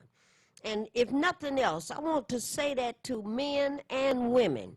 You get to be a certain age, you have to go in and remember what Marion used to tell people. Have these doctors check for aneurysms. You going in there for a hangnail. You going in there because you hurt your elbow. Or you going in there because your back hurts. While you in there, have them A, check for aneurysms, and B, check for prostate cancer issues, and C, wait a minute, check for pancreatic misconceptions. Pancreatic cancer. It's right in the middle of the body. And by the time the effects of cancer spreads out, it's almost always too late, Marion. So when you go to the hospital, you should have a checklist.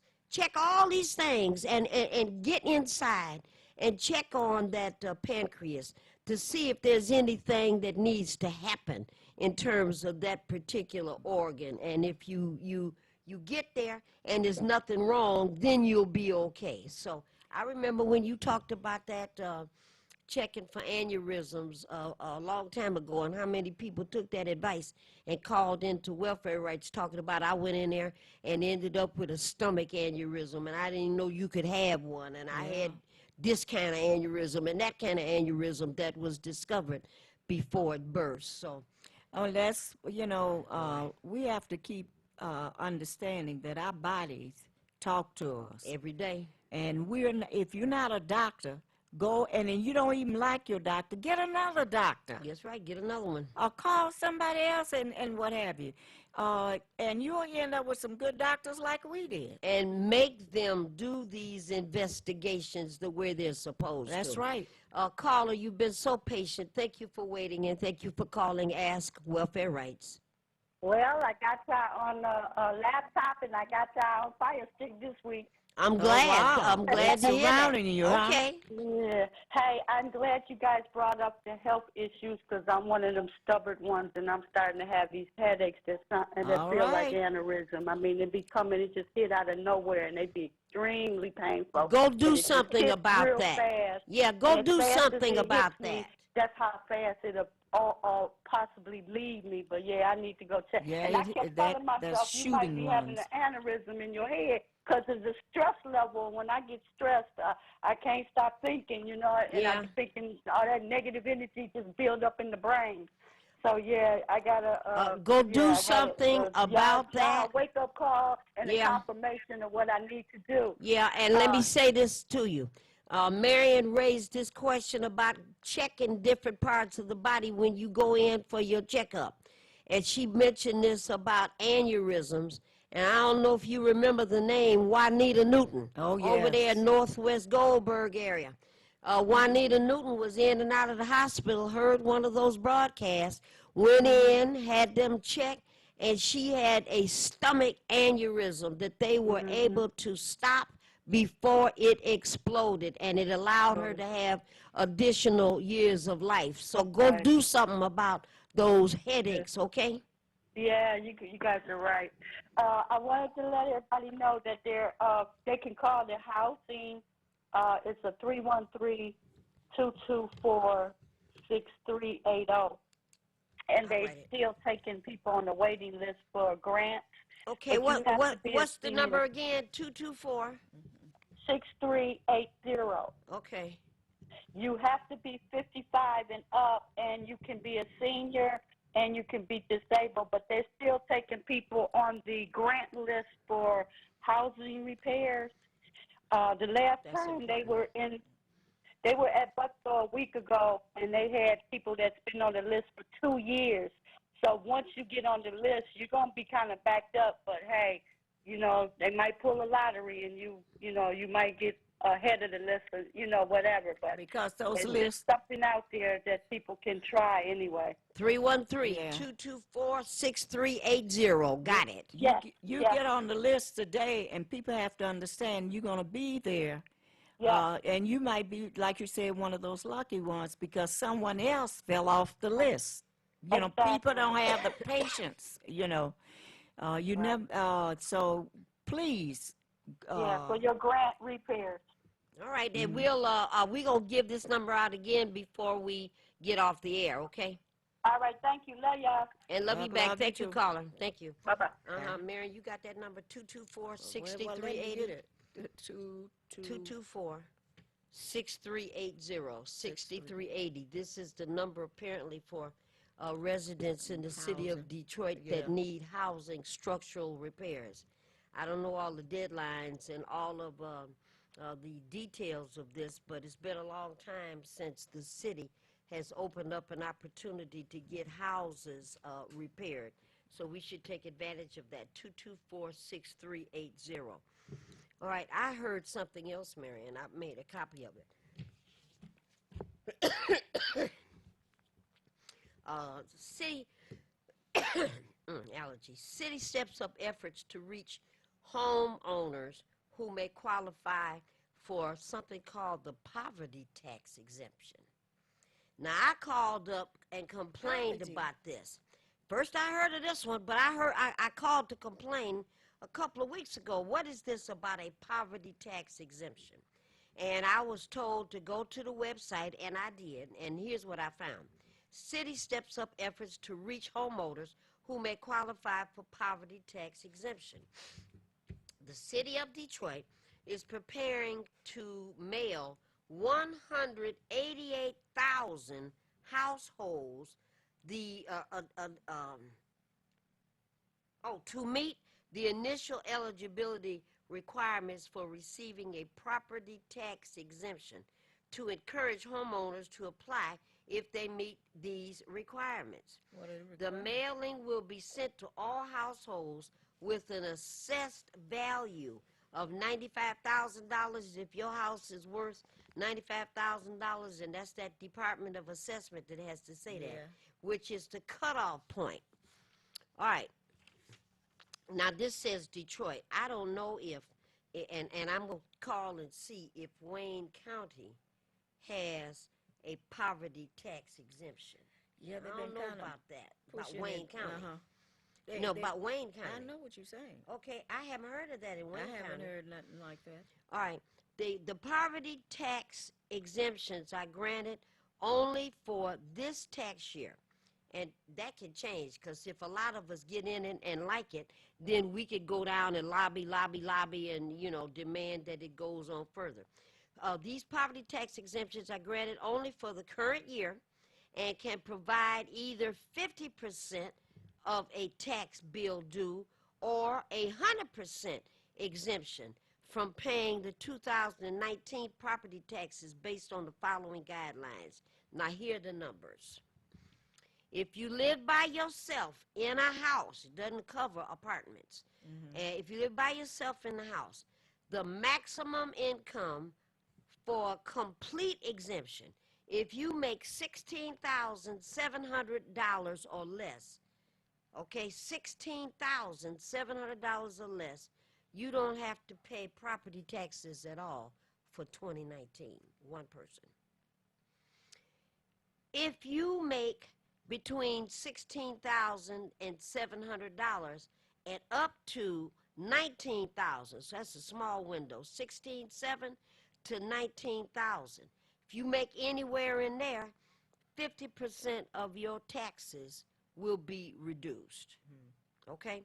So for one, $16,700. For two people in a house, $20,000. For three people in a house, $22,000.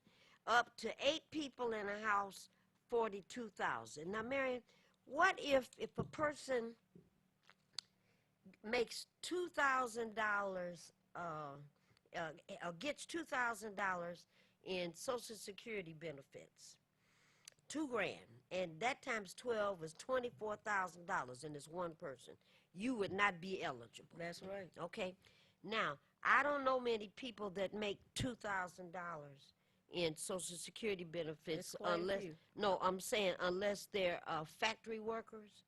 Most folks, low-income people, their monthly Social Security is I was going to say 12, about $1,200 or lower. So 12 times 12 is 144. 14,000, you would be eligible for this minimum exemption. Caller, you're on the air. Thank you for waiting, and thank you for calling Ask Welfare Rights. You're on the air. Hi, good evening. Yes, good evening. Yeah, I just want to let your viewers know that the property tax exemption should have been given to Detroiters years ago. This was something that was held back from our community and our residents, and people had to be moved out, or they were the unlucky ones that lost their home. Yeah. So this tax exemption should have been shared to Detroiters years ago. I absolutely agree. I just want to put that out there, and I'll let you get back to your show. But really, this should have been put in place years ago. The city had it.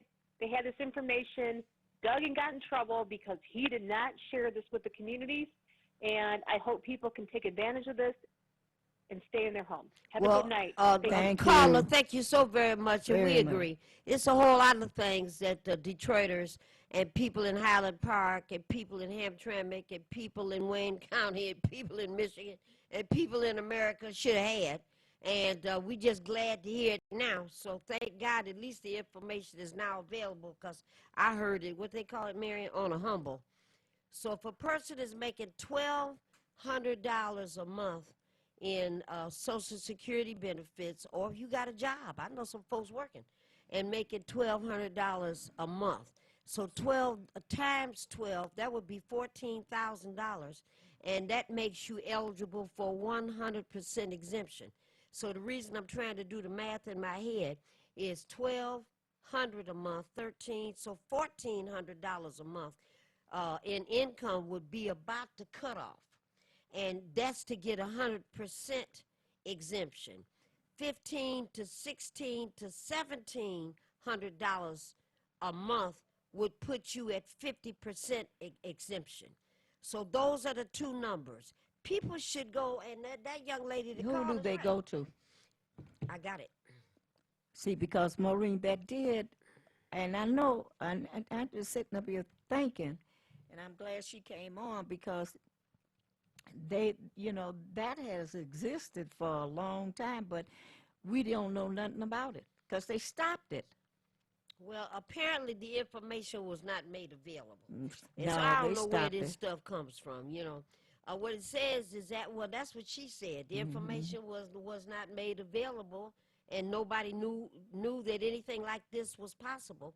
But what this says is applications for the homeowner property tax assessment program are due by December the 10th. That's a real bonus. Usually, by the time we get the information, it's due Monday. Yeah. So Or the next day. you know, yeah, and in the morning. So it's due. The documents are due December the 10th to be considered for this year. Applications are available online. Okay, there's a number there, and then applications may also be requested to be sent by mail, or you could call this number 224. And you know what I think we should do, and I'll tell you. Area code 313. The number is 224-3035. 224-3035. I'll say it again. Area code 313-224-3035.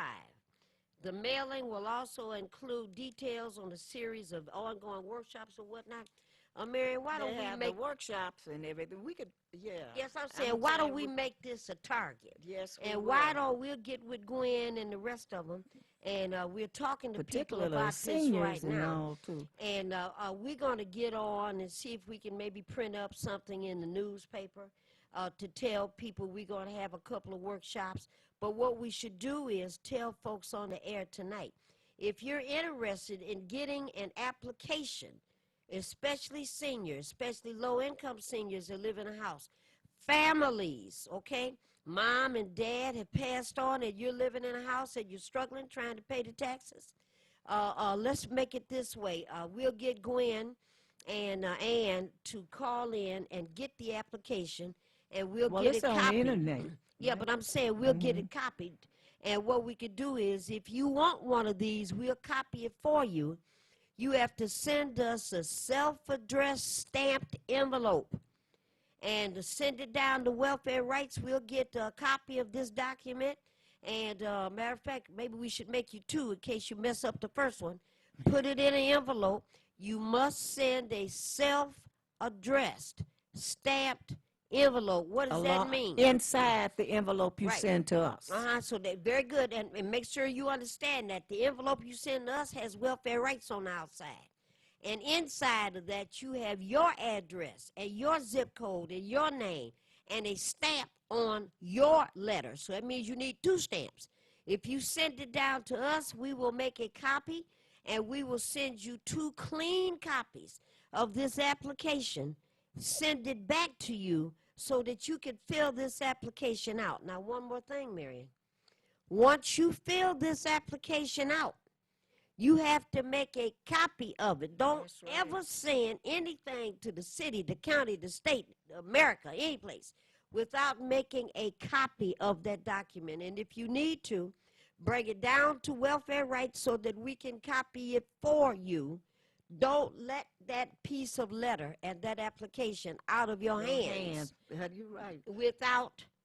making a copy that you can keep at your house. So in case somebody says, I didn't get it, or you didn't fill out this part right here, you go look at yours and see that you didn't.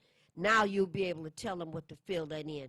But, Marion, I think we should get thousands of people to know about this so that we can go and find out how many folks are going to be eligible to get 100% tax exemption or 50% tax exemption. And we need to be calling the Wayne County Treasurer again and asking, what's up with this Detroit getting a tax exemption for low-income households? Where else is that going on? Is that happening throughout the 38 cities? I think we raised this before. And I can't remember him saying that, you know, ain't no such thing. But, you know, got to ask about it. Yeah, it might not be no such thing, but at the same time, we need to let them know what we want them to work on. That is something key to be worked on. We want a tax exemption. The other thing, Maureen, I know in my bones and everything that Highland Park, Detroit, Hamtramck and all of them still have probably some federal funds that people can get their roof fixed. But people don't be told and asked to come in to have that to happen, you know, to apply for all that darn paperwork that you have to fill out, you know. It's and all right. Wait a minute, it's all right. You're not in their situation. But I'm saying, even if you do have to fill out some paperwork, you should go after it. I'm not saying not to. They should, but they're afraid that they cannot get any help on it. You need to get that paperwork and probably proceed to one of these agencies and ask them to help you. You could go down to the tax place, tax assessors, and someone can help you there. And we could begin to search that these churches need to open up their doors and help their members to be able to become eligible and what have you. Absolutely. Don't let the city get those funds and not use them for what they should be used for. And then get sent back because nobody made the application. I That's guess right. They don't want them. Caller, you've been so patient. You're on the air. Thank you for waiting, and thank you for calling Ask Welfare Rights. You're on the air. I wanted to add the Ombudsman's recommendation for 2018-2019. One of them says moratorium on Detroit Land Bank Authority nuisance and abatement program for the residents of Detroit. That number is 224-6000. So y'all need to find out just what the Ombudsman's supposed to do. It's 224-6000, but they got recommendations 2018, 2019, and one of them that I looked at was the moratorium on the land bank nuisance and abatement program for the residents of Detroit. We need to really look into that because too many people are out here, and there's plenty of homes that could be utilized for people if they could only get into a program that would fit their affordability plan for them to take these houses and be on the tax roll. We absolutely agree. Welfare Rights put in a request a couple of weeks ago now, and we're waiting on a date. Put the request in to the Detroit City Council, and we're asking for a date, an afternoon date, where we could come and make a presentation on why we need affordable housing. And, we waiting on that date because we got some experts that we going to bring, some local experts to talk about this. And we want to fill the auditorium. Anybody and everybody that needs and looking for low-income housing, we're going to invite everybody to come down and let's see what we might be able to do. There's no need for people to have to sleep out in the streets.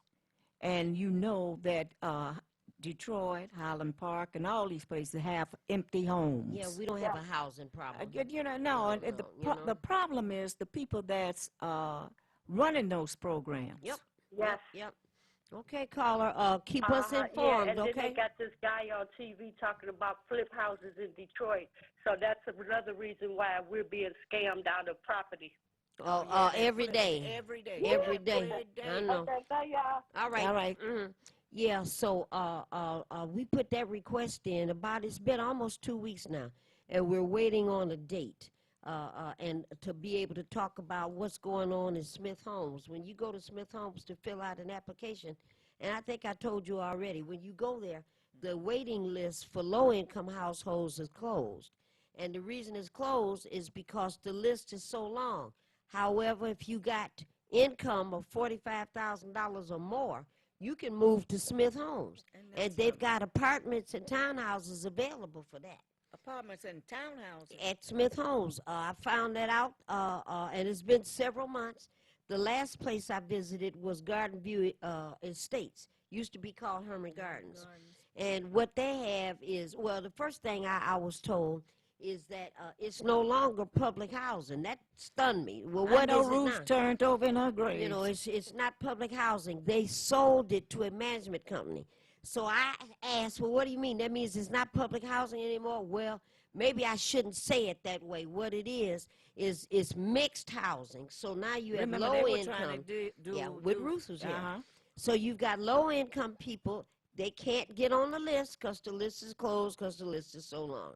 And again, if you got $40,000, $45,000 a year, you can walk right on in. You can go get an application, and within days and/or weeks, you can move to one of those townhouses. We have to there. recognize that All there work. is a crisis all all over the country about housing, and we sit back and say, "Well, Maureen, it's gonna last forever." Maureen, they can't hear you. Maureen, they're not going to keep us like this. They, you know, everything is going to be all right. No, it's not going to be all right. That's what people used to say about, what was the name of that program? General Assistance. Oh, it's God. coming back.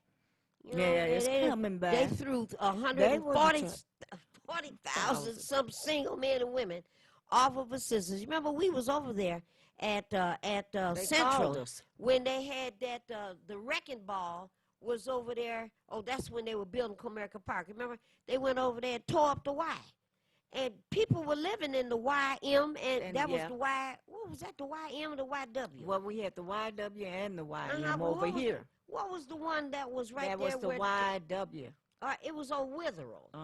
Okay, and single men and single women were in there sleeping. When the wrecking ball came by, people were running and jumping and everything. And folks were talking about they wouldn't do that to us. They're going to find us another place to live. That's what they told people when they convinced them to move from down there where Carol used to live. You know. Down there off of Jefferson? Yeah, they told the people the same thing. If you go on and leave here while we are, constructing the place and stuff, you can be some of the first ones to move back in. Well, your income would have had to triple.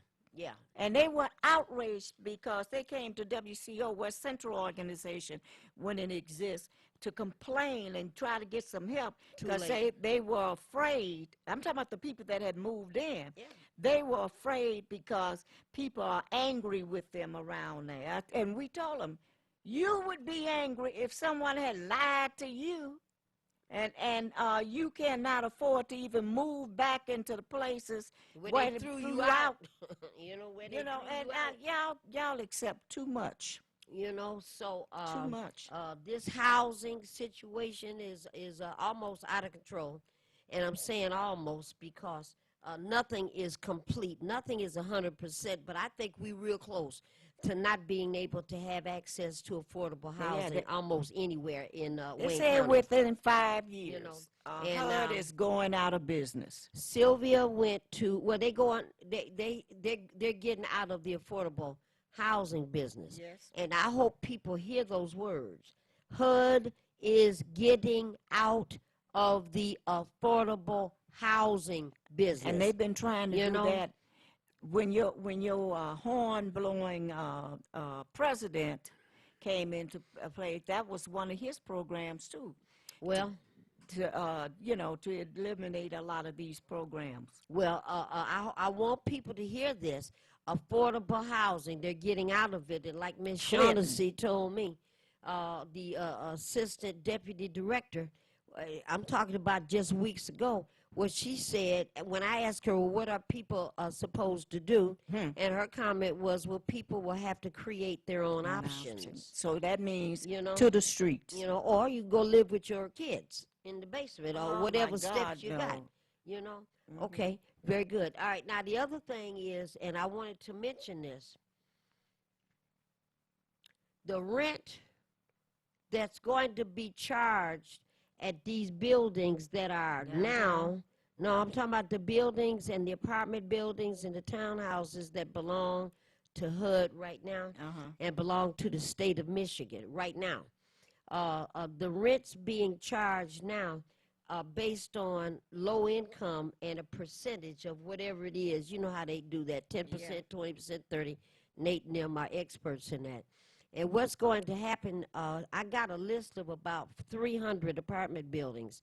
And what I was told is I should have brought that in here. One day I am. I'm going to bring that list in here and read 10 of them at a time so folks can go and check and see if there are any availabilities at those addresses. But what's going to happen, Marion, what they said is, 50%, 60, 70% of the building is low income occupied right now.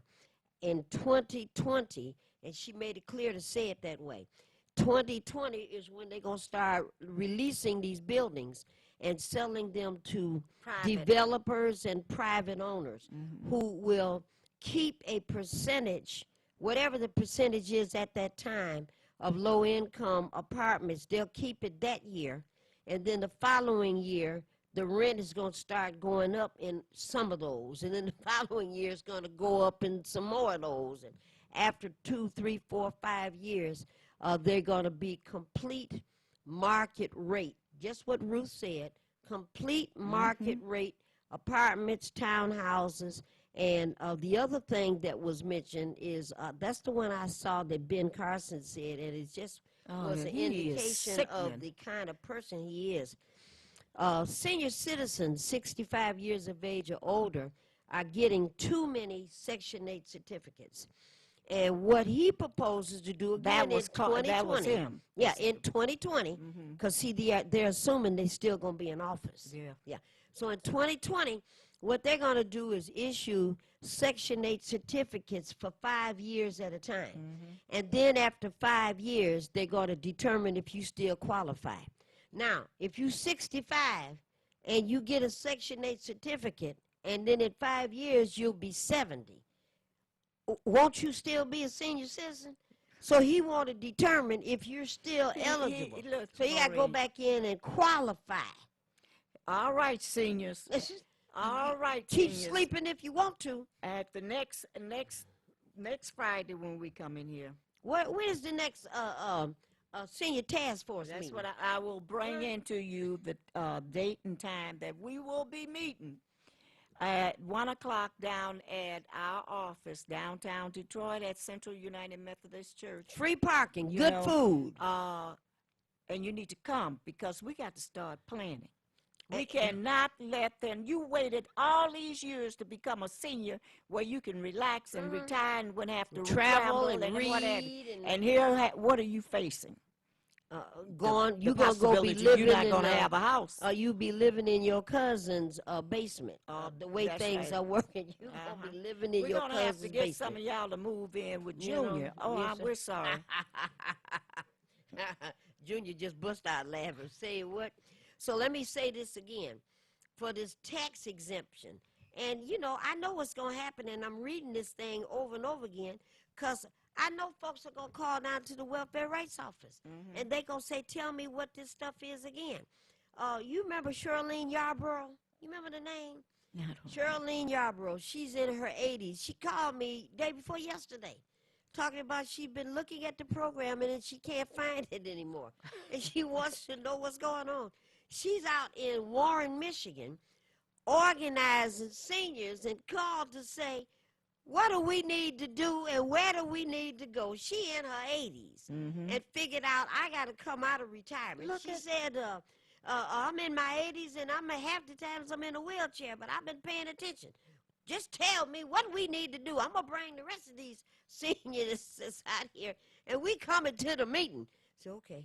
You know what, we got? Maureen, and because we almost I've got about 5 minutes, but we, that senior task force, when I look at who's on there now, again, especially Miss Flo and Miss, you know, the ones that came over from the last senior task force, Miss Ford and all, you know, those are some dynamic women. Yeah. And what I want to say out to Miss Flo, because she had to go back to the hospital last week. And we got to call and find out how she's doing or what and what have you. She told me, I'm going to have my daughter and them call you. But we need to pray for Miss Flo because, honey, when you talk need about her. We need her bad. Yeah, yeah. Exemptions for taxes. I'm going to read the number again. And once again, if you want a copy of the application, you could send Welfare Rights a self-addressed, stamped envelope inside of the one you send to us. And let us, you just write on the envelope on the outside, the one you're sending to more or less. For one person, 100% exemption, 19,000 up to another, up to 19,300, 50% tax exemption, and you need to get that.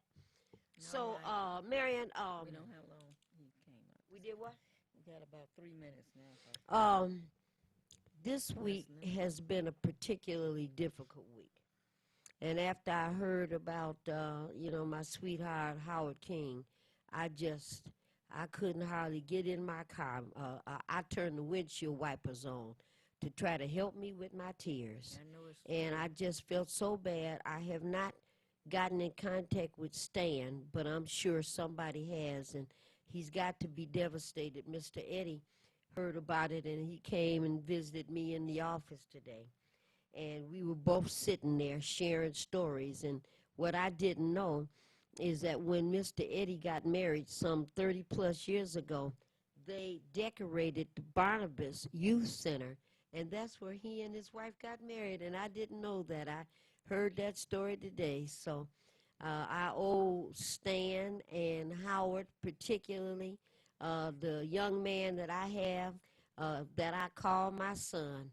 Boy, when they were passing out boys, Marion, I was in the right line, and when it was time for him to go to Barnabas and learn some stuff, I sent him down there, and those brothers whipped Navarre into such a good young man, and even today, he still has picked up and holds on to those wonderful traits of manhood. He's gentle, he's respectful, he sent me already copies of the union contract, and he's arguing why the contract is not strong enough.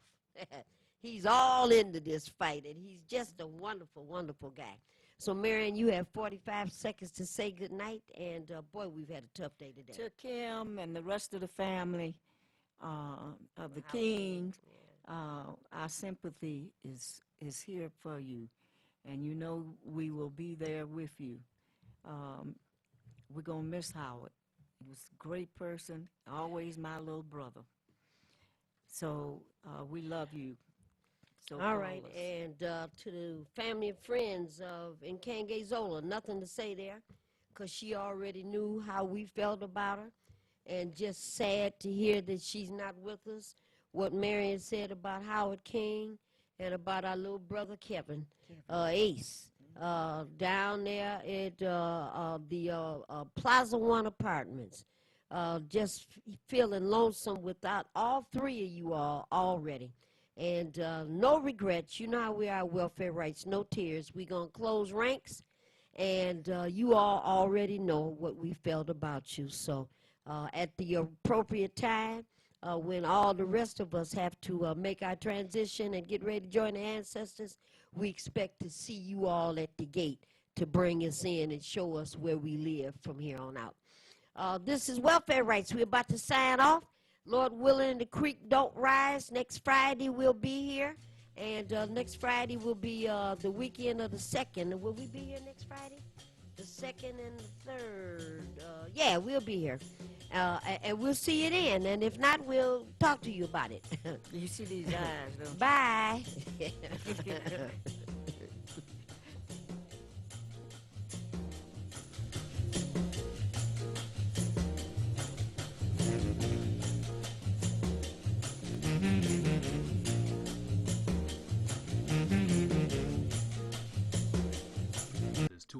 longtime friend, Maxine Will.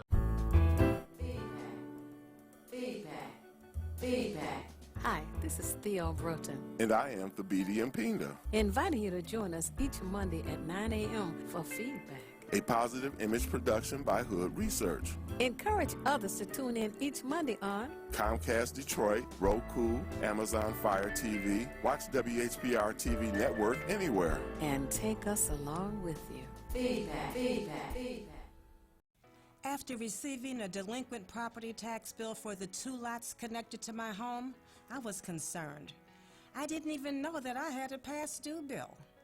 I went down to the Wayne County Treasurer's office, and the staff worked with me to keep my property out of foreclosure. My property taxes became delinquent after I fell behind on my bills. Treasurer Sabri and his staff came to the town hall in my city and provided information about resources available to help me. At the meeting, I found out about payment plan options. Let us help you. Our goal is 0 owner-occupied properties getting foreclosed and going to the auction.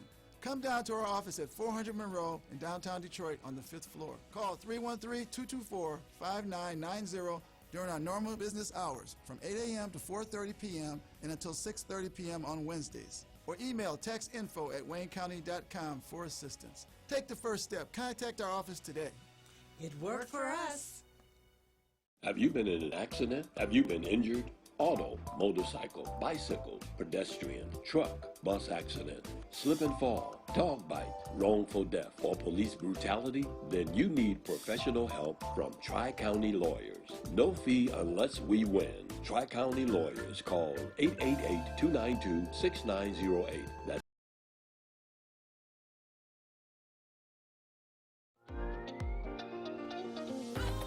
You're watching WHPS, Highland Park, Detroit.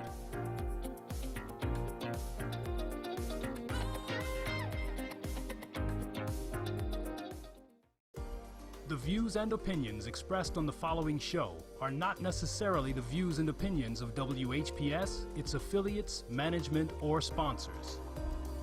We are thanking God for this and other Lord's Day. That He has blessed us to be able to come your way and tell you the good news in my Father's kingdom. I don't know about you, but Lord, I just thank you. You touched me early this morning and woke me up. And I was enclosed in my right mind. Praise God. I have to say hallelujah. Thank God for Jesus. I don't know about you, but if you woke up this morning, you should say thank you, Jesus. For He is the one, the only one, had the power to do things like that. Amen. Praise God. While you sitting there worrying about this and that, hallelujah.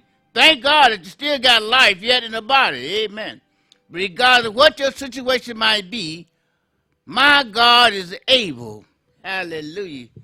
I just want to talk to all of my father children that's watching this program right now, wherever you might be, whatever you might be doing.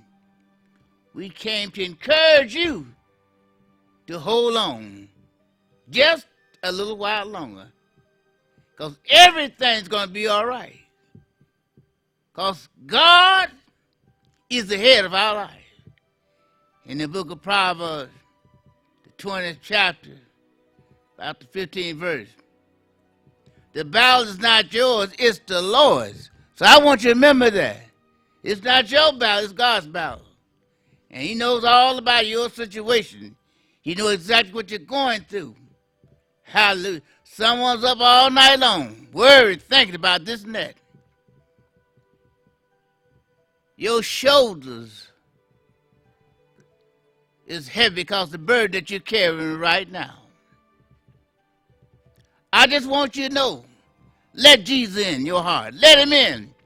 Say, Lord, I come right now. I surrender to you, Lord. Tell Him. And I declare if you tell Him and give your life to Jesus, everything will be all right. Well, we're going to go through something in life. We're going to have some ups and we're going to have some downs. But remember, God cares about His children.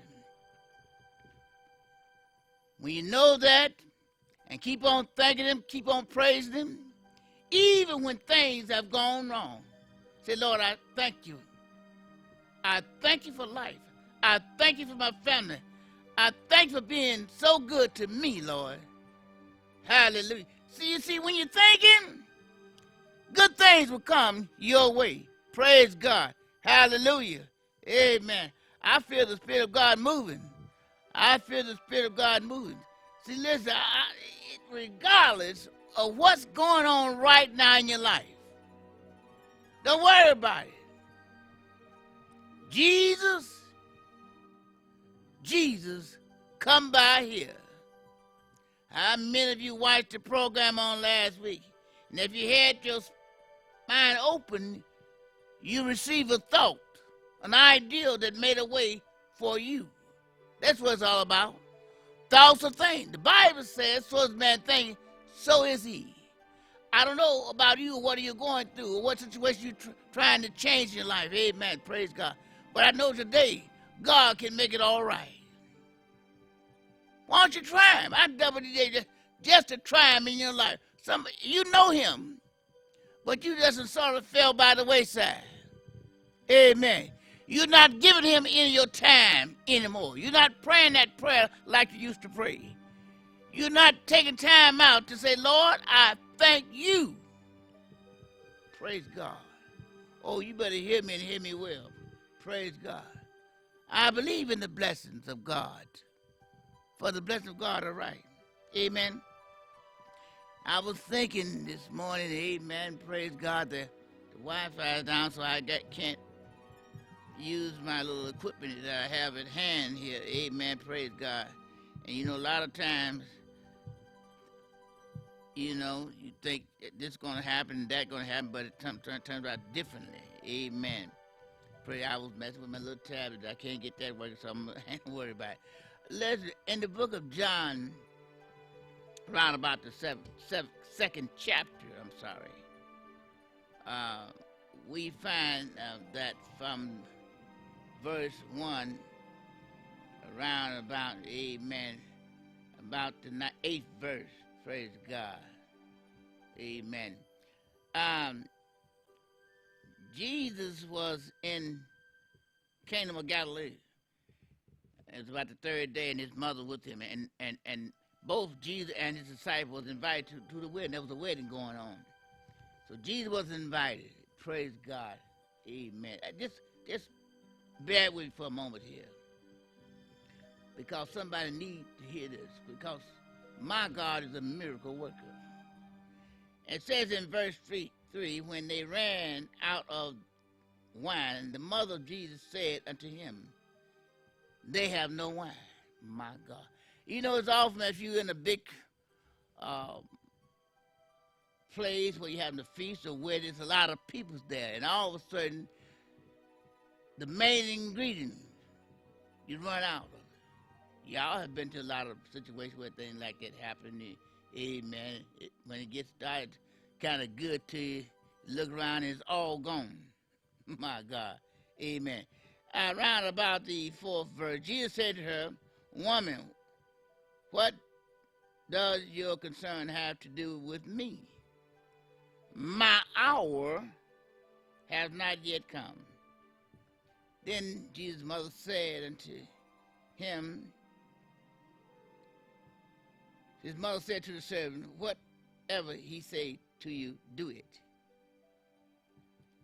And there were set 6 water pots of stones, according to the manner of the purification of the Jews, containing 20 or 30 gallons of spice. Jesus said unto them, fill the water pot with the water new. The master of the feast called the bridegroom and said to him, every man at the beginning set out good wine. And when man had well drink, then that which is inferior, but he kept the good for himself. He kept the good for himself. The master of the man of the feast told bridegroom, listen, they always bring out the best at the beginning of anything. But yet and still, this was at the end My God Almighty. My God, my God, my God. Listen, you right now, and I understand that there are a lot of people that's going through a whole lot in their life. My advice to you today is to get closer to Him, your Heavenly Father. For He got a special blessing. And that blessing have your name on it. You've been through something. But you made it. Sometimes you didn't know how you were going to have a meal that day. But you made it.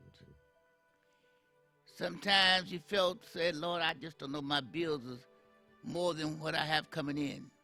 But you made it. When that utility bill was pressing you and you didn't know how you was going to get the money to pay it, God came through for you.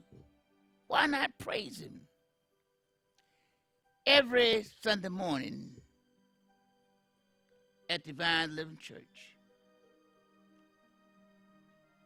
we will be in a Holy Ghost service. My God Almighty. I want you to bring your Bible with you. For there's a word from the Lord that I must share with you that's going to help you do better than what you are right now. Our church is located at 15819 Wyoming. I want you to be there at 11:30 a.m. Sunday morning. And I declare unto you, as I talk to you on this morning, as you're watching me, the Spirit of God is telling me right now, every one of you that will come this Sunday, have no doubt in your mind that there's going to be a breakthrough for you. My God. Let's bring your Bibles. 15819 Wyoming, Divine Deliverance. Now, service starts at 11:30 a.m.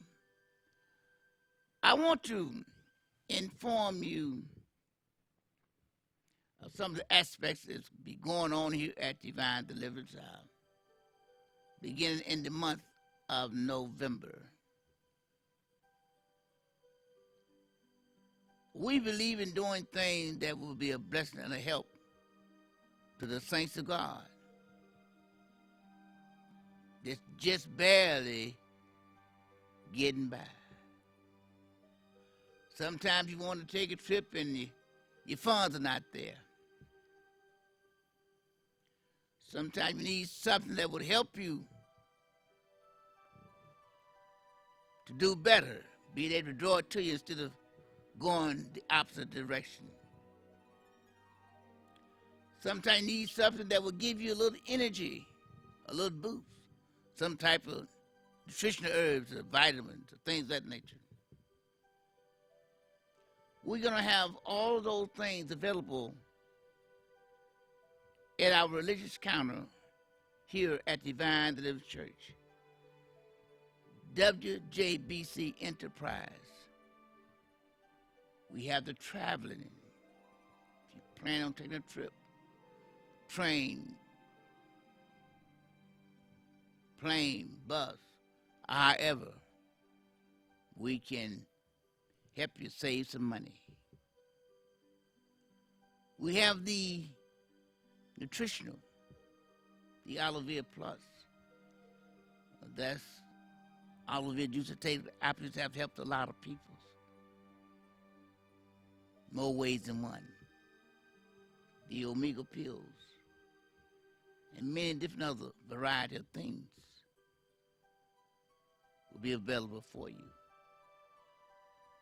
And we have the religious articles, candles, oils, incense, things of that nature. These are things that will move certain things out of the way. See, listen, the devil's busy. There's no doubt about that. You know it, and I know it. And he tried to do everything he can to hold you back from receiving your blessing. But I come to tell you this morning, he's a liar and the truth ain't in him. You are a child of the Most High. Stop saying you can't. Stop saying it won't happen. Know through God all things are possible. My God Almighty. I got to talk to you this morning because somebody's in serious trouble. You see, I go to church. I'm a good member. I support all the different auxiliary activity that we have, but I'm still in a rut. I'm the man to get connected with. I'm not a change, nothing what you're doing. Amen. Amen. I'm talking about if you want to see the Lord's blessing, if you want to get yourself together where God can shower his blessings down upon you and you can be successful with him, my God, you better hear me. Listen. Listen to me. This Sunday now. This Sunday. Amen. I want you to meet me. I don't care what have happened, what's going on, how bad the situation might be. This week is going to be an exciting week. Perhaps you can't meet me Sunday morning at our church, 15819 Walmy. I'll tell you what you do. I want you to write me a letter right now. I was telling you last week to go and open your front door, everyone was the closest, and let some air flow in. And if you was obedient, I know beyond a shadow of a doubt, something good came your way. It might not have been money, but still something good came your way. Praise the Lord. Amen. Listen, address a letter right now or after the broadcast to Bishop W.J. And that's P.O. Box 21113. I had to think on it for a minute. That's 21113, Detroit, Michigan. And that post office box is P.O. Box 21113, Detroit, Michigan, zip 48221. Or you can call me, 313-861-3856. I want to hear from you. And even you. Amen. Listen, this week we're gonna put him on notice right now. Satan, you've been busy in our life. You done blocked and stopped us from moving up the King's Highway. But right now, that stops. This is a new day and a new era. Amen. We're going to kick you out. My God Almighty. We're going to give him a big kick this week. Praise God. My God is able. Now listen, I told you to get that letter. Amen. Praise God. And I want you to draw an outline picture of your left hand. That's all. Draw an outline picture of your left hand. Amen. And this is what I want you. I want you to make a donation this week to our outreach ministry of just $5. Amen. And if you want to send more, you can send more. And those of you that wrote in last week, I know God made a way. Somebody saying he made a way how? Well, you didn't write, so I'm not going to let you know. Amen. Praise God. God is the head of our lives. In him I move, in him I have my very being. Jesus got the best thing. Hallelujah, for me. And I want to grab hold to it. Praise God. I'm not going to let it go. Praise the Lord. Amen. Praise God. How long? It doesn't make a difference. I'm going to hold there tight as I possibly can because I know what my God is going to do. Hallelujah. For you and me. Listen. Listen carefully. Make sure you write those important numbers down. It's important. it's important. I get this letter back to you because if you miss out on this, glory be to God, it'll be too bad. Huh? If you miss out with this, it'll just be too bad. Hallelujah. But the door is open now. My God. And the only thing you got to do is write in that letter to me. Write me. Right now. Address that letter now. Bishop W.J. P.O. Box 21113. P.O. Box 21113. Detroit, Michigan. So I want to make sure that you write it right. And I want to send this letter back to you. Good news is coming your way. And say, Bishop W. Send me the good news letter. I can't wait. And I declare, if you do that, enclose a self-stamped address envelope that's got your name, your address, and zip code. Fire it to me. Rush it to me. Praise the Lord. God's going to answer. And I just want you to be in on the action. Praise God. Listen. Listen to me right now. Somebody's watching right now. I don't know. Should follow the first thought. Follow the first thought, and I declare you'll be on the mark. You'll be on the target. Praise God. Amen. Listen, don't forget now, the beginning of the month of November, WJBC Enterprise is going to be open up there at the religious counter, amen, at Divine Deliverance Church. And there's a lot of things that are going on, so I'll have to tell you about it on our next broadcast. But in the meantime, I want you to make sure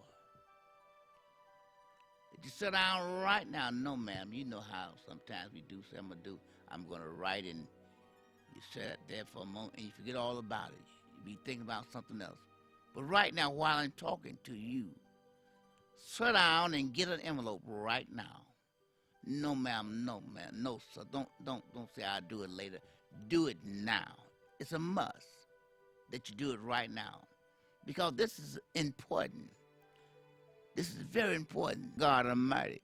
Amen. Somebody said, what kind of smoke? Write me, you'll find out what type of smoke. Praise God. Listen. So that we want to acknowledge the Congressman from Maryland. Praise God. And so now prayer goes out to Congressman. Amen. We know that he's in a better place. Amen. Our prayers for the family. Amen. Any other person that have lost a loved one, certainly we're praying for you. Amen. It looks like time is winding down on me right now, and I'm so glad that you allowed me to come in your home. I didn't have no coffee this morning, but I hope you had a cup. And had a cup for me. I want to spread the good news that Jesus lives within. That he can change things in your life right now. He's got to wait for you. And the only thing you got to do is get in the way and let the light fall on you. Oh, you better hear me. Listen, don't forget Sunday morning, I'm going to be in the special service here at Divine Deliverance. Praise God. Holy Ghost service. Amen. Don't forget to bring your Bibles. Amen. That's it. 15819 Wyoming. 15819 Wyoming. Divine Deliverance Church. Amen. We're off of Puritan and Pilgrim. Praise God. Listen, don't forget to write in this week. Amen. Praise God. And you'll be awful glad you did. My mailing address is Bishop W.J. P.O. Box 2 1113. And I know if you were right in this week, you're going to be awful glad that you did. We're praying for all of the saints of God. Why don't you tell your friends to tune in each Wednesday at 9 a.m.? We want to share with you good news in my Father's kingdom. And the only thing you got to do is get connected. We love you, and we're praying for you. I'll be looking forward to seeing you next week. May God bless you, and may the Lord go before you this day and make ease and to test your way. I don't know about you, but Jesus, he keep doing great things. And I know I want to be in that number. Hallelujah. Praise God Almighty. Amen. And may the Lord God smile on you on this another blessed day. We love you and